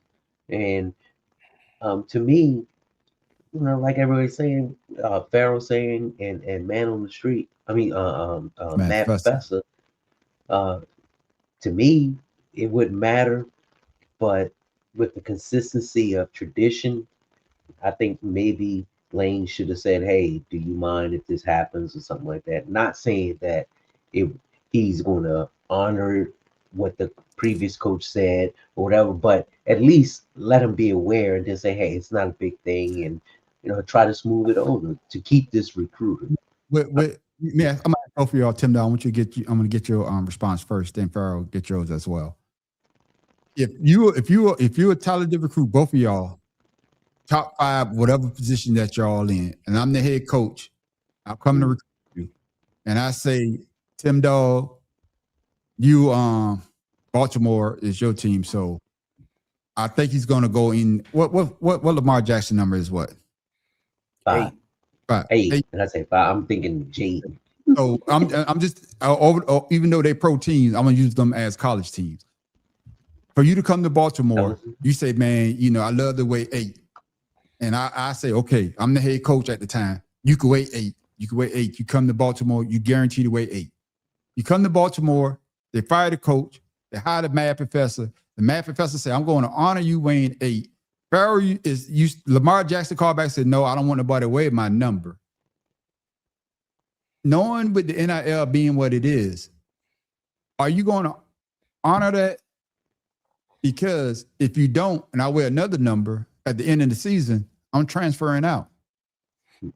See what I'm saying? All because you broke your promise to me. And Pharaoh, I don't know if you remember all what I just said. Yeah. I'm going to get your answer after what Tim Dow said.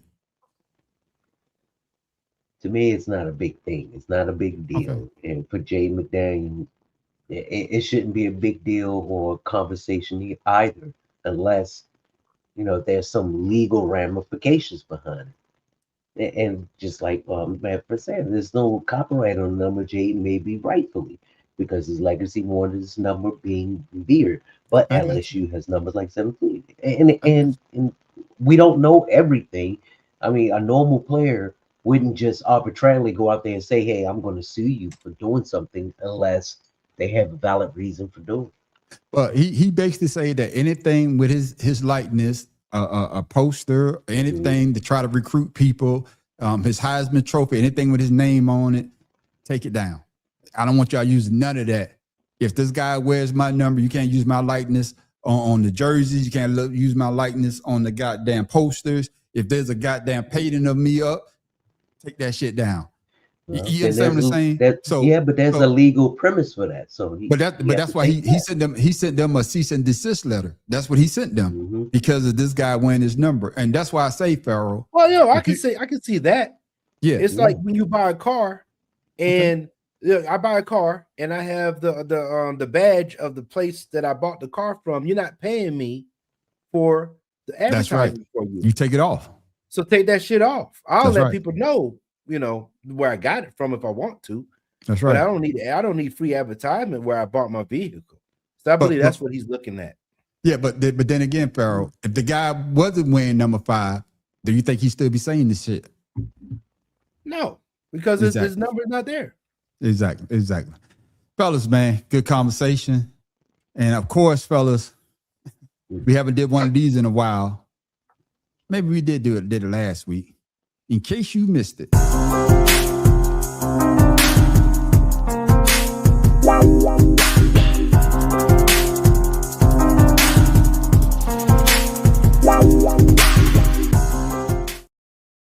Fellas, in case you missed it. In Ohio, the first ever Patriot Games are in full swing.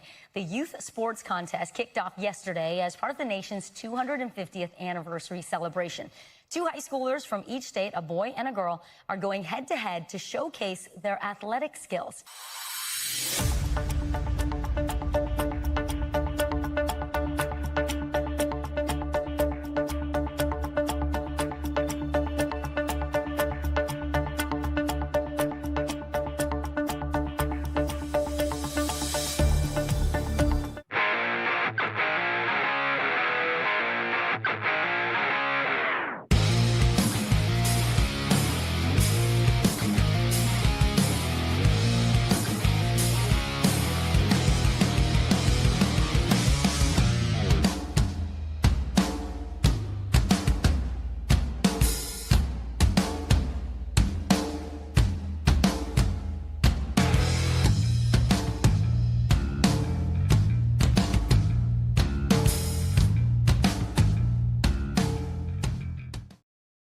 In case you missed it, Farrell King. I'm glad I missed it. So in case you missed it, let me get my question out. Did the Patriot Games truly identify the best all-around athletes, or was it more entertainment than competition? When you wrote that question, you know damn well what the answer is. When you wrote that question, you know damn well what the answer was. I don't think I need to answer shit.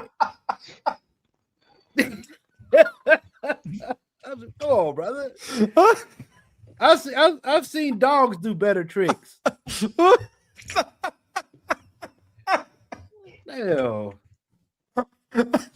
Well, some of the sports was kickball, tug of war, obstacle course.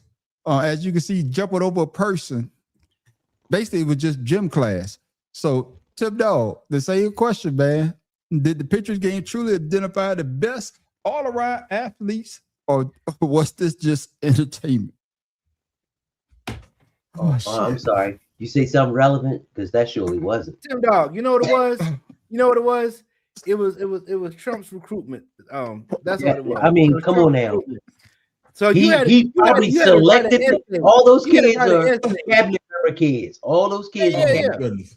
Yeah, you had to write an essay. The only thing I can say, the only thing I can say came out of this, man, is that there was a $250,000 scholarship, and whoever won, men and women, boys and girls, they got that. But other than that, man, this is just gym class. Kids. This is just gym class. This is just, knew what I thought this was? All the homeschool kids get a chance to compete because they don't have nobody to compete with. So let's get up all the homeschool kids together and they got out there and they did their damn thing. I was That surprised is to see exactly what it black was. kids in there. Yeah, Now, but they say 98% of the kids was all Yeah. Caucasian brothers and sisters. So Yeah. it is what it is. But ladies and 98%. gentlemen, 98%. that was in case Damn. you It was missed it. just one.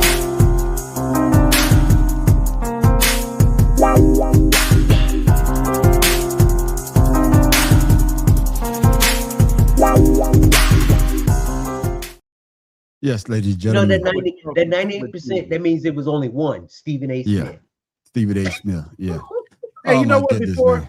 Before we go further, because we was talking about LSU and stuff like that. Uh-huh. I want to talk about that Brian Kelly. Is Brian Kelly? Hold on, LSU? hold on. What Matt Professor say before you say, Matt Professor to get picked, he said the kids had to write an essay to talk about how much they love America. And Right. yes, homeschool kids were allowed. That's right. Okay. That's all right. That's 1,000% true. Because I sat down and listened to that shit, and I was like, no wonder these out here running around with shoes too big. Ain't nobody got no skill. Look like they in their backyard. Like, you know, like this was just. It was like some bullshit. Boy. That was Yeah, some this- bullshit. Yeah, man. I'd rather watch the dog. What was doing? I'd rather watch the girls doing the hobby horse equestrian shit than to watch that bullshit. Oh, yeah. I rather So- watch the sperm race. Oh, shit. But yeah, I want to talk about LSU because Uh-huh. Matt Professor, your team here with that Greg Brooks Jr. Y'all remember him? Who? Greg Brooks Jr., the one that ended up with a brain tumor, and Brian Kelly, the coach, didn't acknowledge him and everything, you know. And I want to do it. I just want to shout out to that man for you know the resilience that he has from, you know, the non-support from the school, you know, especially from the coach. And you know, it's just sad that we have to sit here and guys go through that and not get recognized and not get the help needed from these schools that's making money off of these players. You know what I'm saying? Because you look at what happened to Chris Johnson with the ALS. I know it wasn't, you know, college, but still, people, you know, these people at the end of the day represented you to the fullest, and you know, to be shat on for not, you know, supporting them in the time of need is bad, man. So United States, you know, we got to do better. So Yeah, and it's so funny you should say that because you know OJ Brigance, he died yesterday. who? OJ Brigance, Baltimore Ravens. Yeah.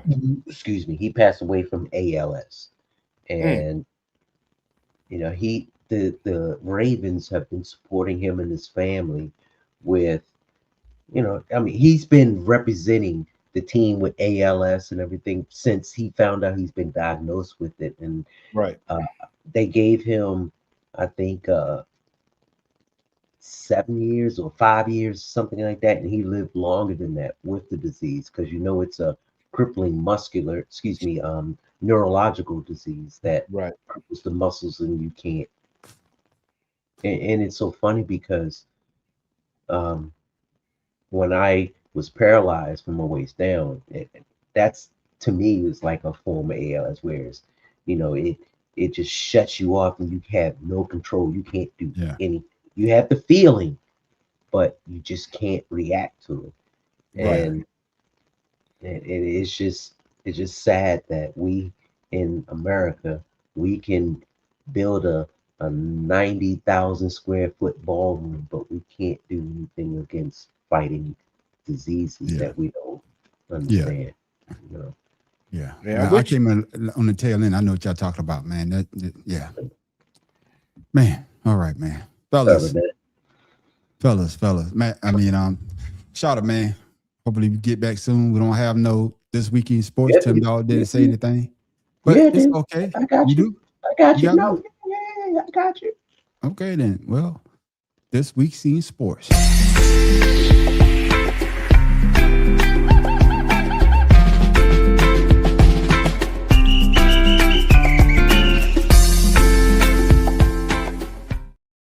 What you got, Tim Dog? Hey, last week we did Michael Phelps, an Olympic legend. So today we have another Olympic legend, someone that, oh my God, they ain't gonna show up. But anyway, someone that epitomizes the greatness of the Olympic sport. And on this day, actually, like Michael Phelps, he broke 2 records on the same day in different years. When we talk about Usain Bolt, the tall, fast-ass motherfucker from Jamaica that is the world record holder for the 200-meter and the 100-meter. Now, let me start from the beginning. In 2008, in 2009 World Athletics Championships in Berlin, Usain Bolt delivered one of the greatest performances in sprinting history. He won the 200-meter final in 19.19 seconds, breaking his own record of 19:30 seconds, which he set in 2008 Beijing Olympics a year prior. Now, he broke a record on August 20th, 2008, and then a year later, and he breaks his own record. So to me, that right there is the excellence of an athlete. Not only he was good because he was fast, but because he was tall and his legs and his muscles were biologically programmed for him to run fast, if that makes any sense. But Bolt's new record was faster than his own previous one, which came just 4 days after he had a 100-meter world record of 9.58 seconds in Berlin. He became the first man to break 100-meter and 200-meter records more than once. Both records in the 100-meter and the 200-meter still stand today. Ain't nobody gonna run faster than that. Yeah, thank you. Unless you Ain't nobody gonna run faster than that. No. Now, it is said that No. I'm answering Pharaoh. Come on now. Okay. Let me just finish. Now, Pharaoh. Like, goddamn, you got more. They would say, no. You're right, only because he had the body, like I said, he was tall, and he had long strides, and the muscles in his legs were so developed that they were like a racehorse. So what I'm saying to you is physically, someone can do that though. No, it's going to take a long time. Is what I'm saying. Yeah, thank you for that, Tim Dawg. Like him. Yeah, shout out Herbie, come back, because your definition and whatever you explain is way shorter than Tim Dawg. Shit. Need a library card with Tim Dawg. Thank you for that, Tim Dawg. God damn. Thank you for that, Tim Dawg. A library card. Yeah. This history is sports.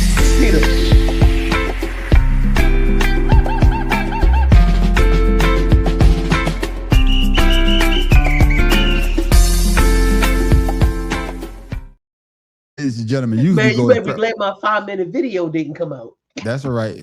I'll look at you all. But ladies and gentlemen, hey, y'all know usually we go to Pharaoh, but fellas, got one for you. Ladies and gentlemen. We got some weird sports, ladies and gentlemen.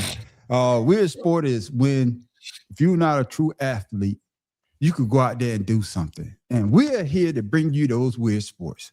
We brought you great, like hobby horse racing. Like Pharaoh said, he'd rather watch hobby horse racing than watching the 250 the Patriots games. We brought you other great ones like sperm racing, rock skipping. And Pharaoh, I know I ain't said it in a while. To be a professional, how much is it going to cost you? No. We can't use that anymore because the terrorists got involved. The terrorists involved. So we can't use that one anymore. Okay then. God damn it. But we bring these sports the rocks are imported. We don't get rocks. Rocks are imported. To get the good rocks, you got to get them from Canada. But ladies and gentlemen, welcome to This Week Weird Sport. You mean China? Fellas, hey, this one, I did it like y'all did it so we could see the reaction at the same time. Y'all ready?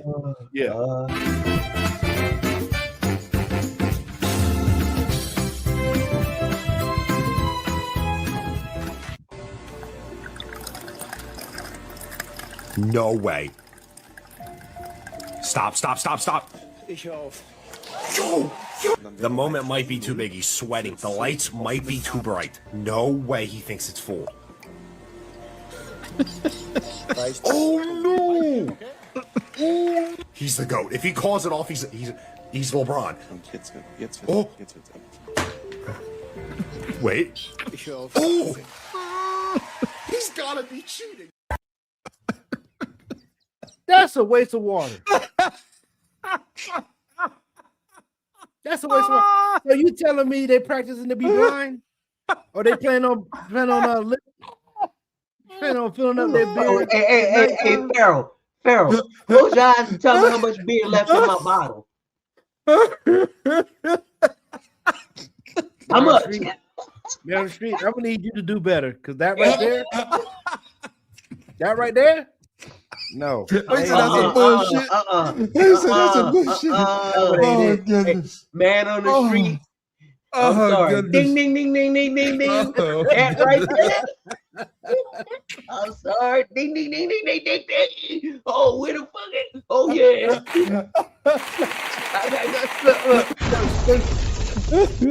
My damn son. But that game is not. That game is not hitting. That motherfucker. Yeah.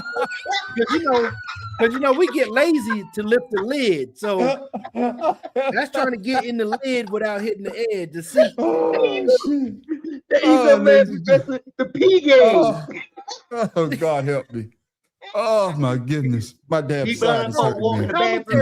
Because I'm like, oh shit. I like you, bad professor. How about you go blindfold? Joe, it is. Joe, it is. I was trying to read my man's tattoos. That is definitely not in the United States. That is overseas. My damn side is hurting me. Hey. Oh that's God help like me. Saying you put some headphones on and you listen to see goodness. if somebody coming through the door or not. No, but that joker said, the commentator was like, no way he thinks that's full. Now he was so excited. How about this one? He got to be seen. He's cheating. Oh, ladies and gentlemen. And that is our weird sport. That bullshit. Hey, dog, just search it. And that is our weird sport of the week.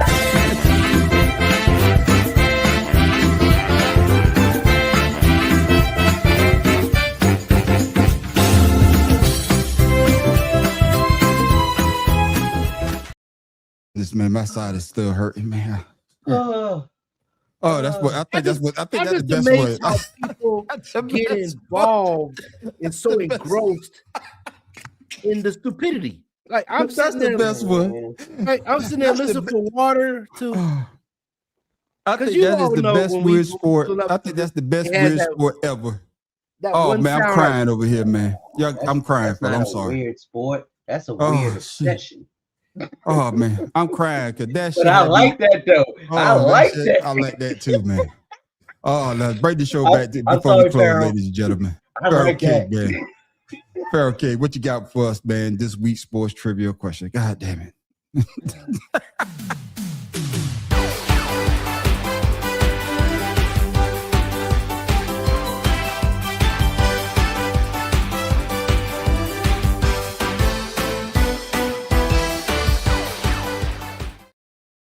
Or what you got, man? I'm sorry.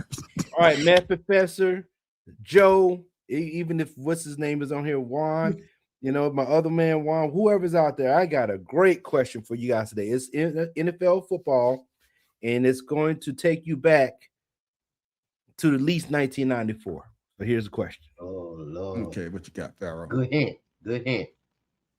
All right, so I want y'all to look at the question. It's kind of weird. So I want you to look at the question. 2 coaches have beaten the Eagles and Patriots in the playoffs since 1994. So John Fox, you know who he is. He coached Panthers and Denver. Yeah. Who's the other coach that has beaten the Eagles and the Patriots in the playoffs since 94? Now, my answer, Tom Coughlin, because he coached who? Yeah. The New York Giants. And also Also, he coached in the playoffs with Jacksonville after he left Boston College. So that was my answer. Oh, hold on, no. Fuck. Man, I am drawing a blank with this one.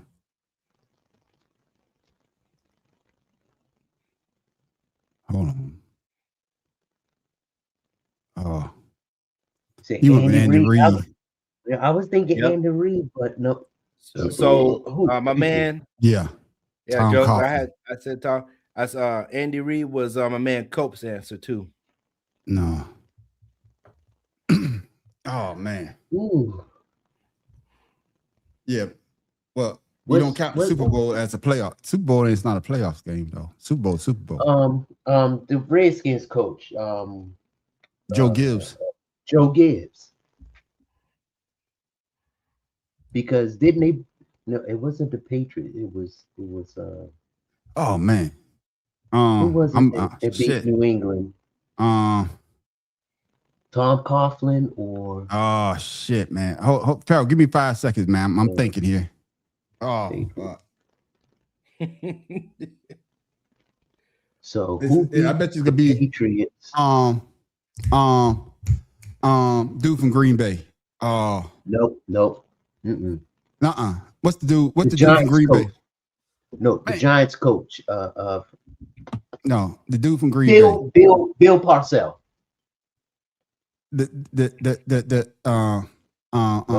What's the Bill dude? Parcells. Thank you, man, Professor Bill Parcells. That's what I say. Bill Parcells. That's Professor, man. I'm going with the dude from the Giants. I mean, not the Giants. The dude from Green Bay. Not who? No, the dude before him. Oh man, you know who I'm talking about. He won Super Bowl with them, man. Oh shit. Yeah, you talking about with Brett Favre. Yeah, you know who I'm talking about. I can't think his name right now. It starts with an M. Oh shit. That's what I'm going to say.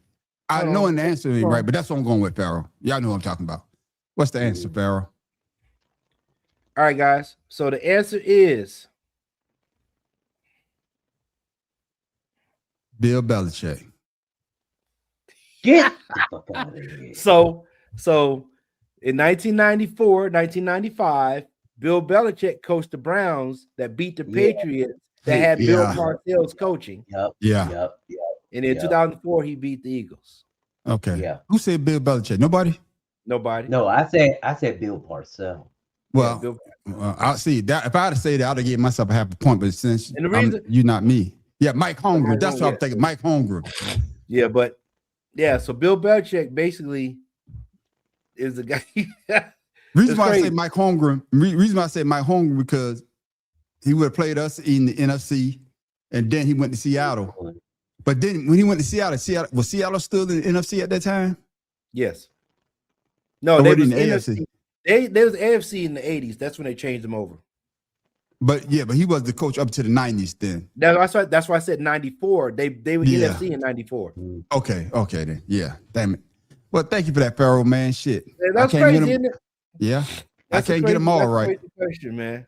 I can't get them all right. Shit. Sooner or later, I would get them wrong. Shit. Thank you for that, Farrell. With that. You know the reason because Louis Riddick. Yeah. Louis Riddick was he got an interception in that game in '95. Okay. They beat the Patriots 23-13 that in that playoff game. Well, Bledsoe was a rookie quarterback. Right, 3 interceptions. But sooner or later he'll get there. Thank you for that, Farrell, with that trivia question of the week.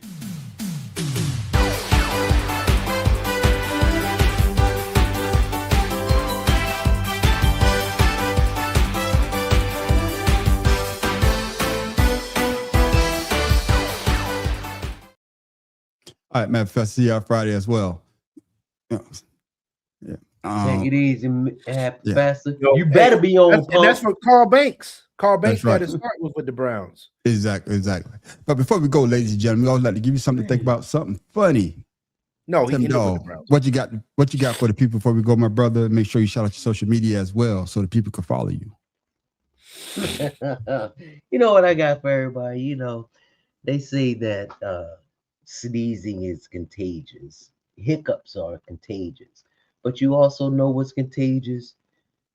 Fear mongering, hating someone. So today, my mom and I, well, not even just today, it's just something about my brother and I. We go up my mom, we always helping people, and they always say you have some nice kids. And my mom, she relishes the moments when her sons help other people, and she loves that. And to me, a lot of people don't take the time out just to do something nice for someone. Say, for instance, you in Walmart, you see a lady in the little buggy, and she's trying to grab something and she's too short. Do you A, walk past her and keep on moving like you don't even see her? Or do you B, help her? If you help that person, it doesn't just make her feel good, it makes you feel good. The endorphins of doing something nice for someone, it always makes you feel good. It makes you feel like you need to do it again. I don't care what kind of day you're having, how you feeling. Doing something nice for someone, that's the best feeling in the world. Because when you're having a bad day and someone does something nice for you, how does it make you feel? Tim Dog, Instagram, Father's Love 99. As soon as I get off my vacation, I'm going to consolidate and put some stuff out there. But my grandson said, I love you, G-Pop. Thank you for that, Tim Dog. If I see an old lady, and especially it's Christmas time, I'm pushing her ass down to get that goddamn present I was looking for. Matter of fact, I'm gonna hit the little power button so she goes. I'm gonna hit the power button. I'm gonna hit the power button in the damn little electrical wheelchair that she is. Don't listen to them. They never do that. Don't listen to they lying, Craig. He's lying. But man, Pharaoh King, man, what you got for the people before we go, my brother? Make sure you shout out your social media as well, so the people can follow you. All right, hey, like I said, 3 weeks to football season starts for the NFL. I know people are excited, and you know, hey, it's time to get the tailgate, the fake tailgates, whatever kind of tailgates, finger foods, whatever we need to get ready. So, Pharaoh_71, King Ryan Facebook. Joe, listen, man, we got some stuff for you today. I just need y'all to remember this. We all married men here. Remember this: pleasuring yourself to your imagination is a form of meditation. That's all I got for you today. Y'all take it for what it is. All right, Pharaoh, you got something you want to play right here? You added to the stage. You got something you want to play? Yeah. Don't ever still crazy, what? Hey, don't ever get into a wrestling match with this individual. What the hell? Pharaoh, why you doing that, man? It ain't Halloween.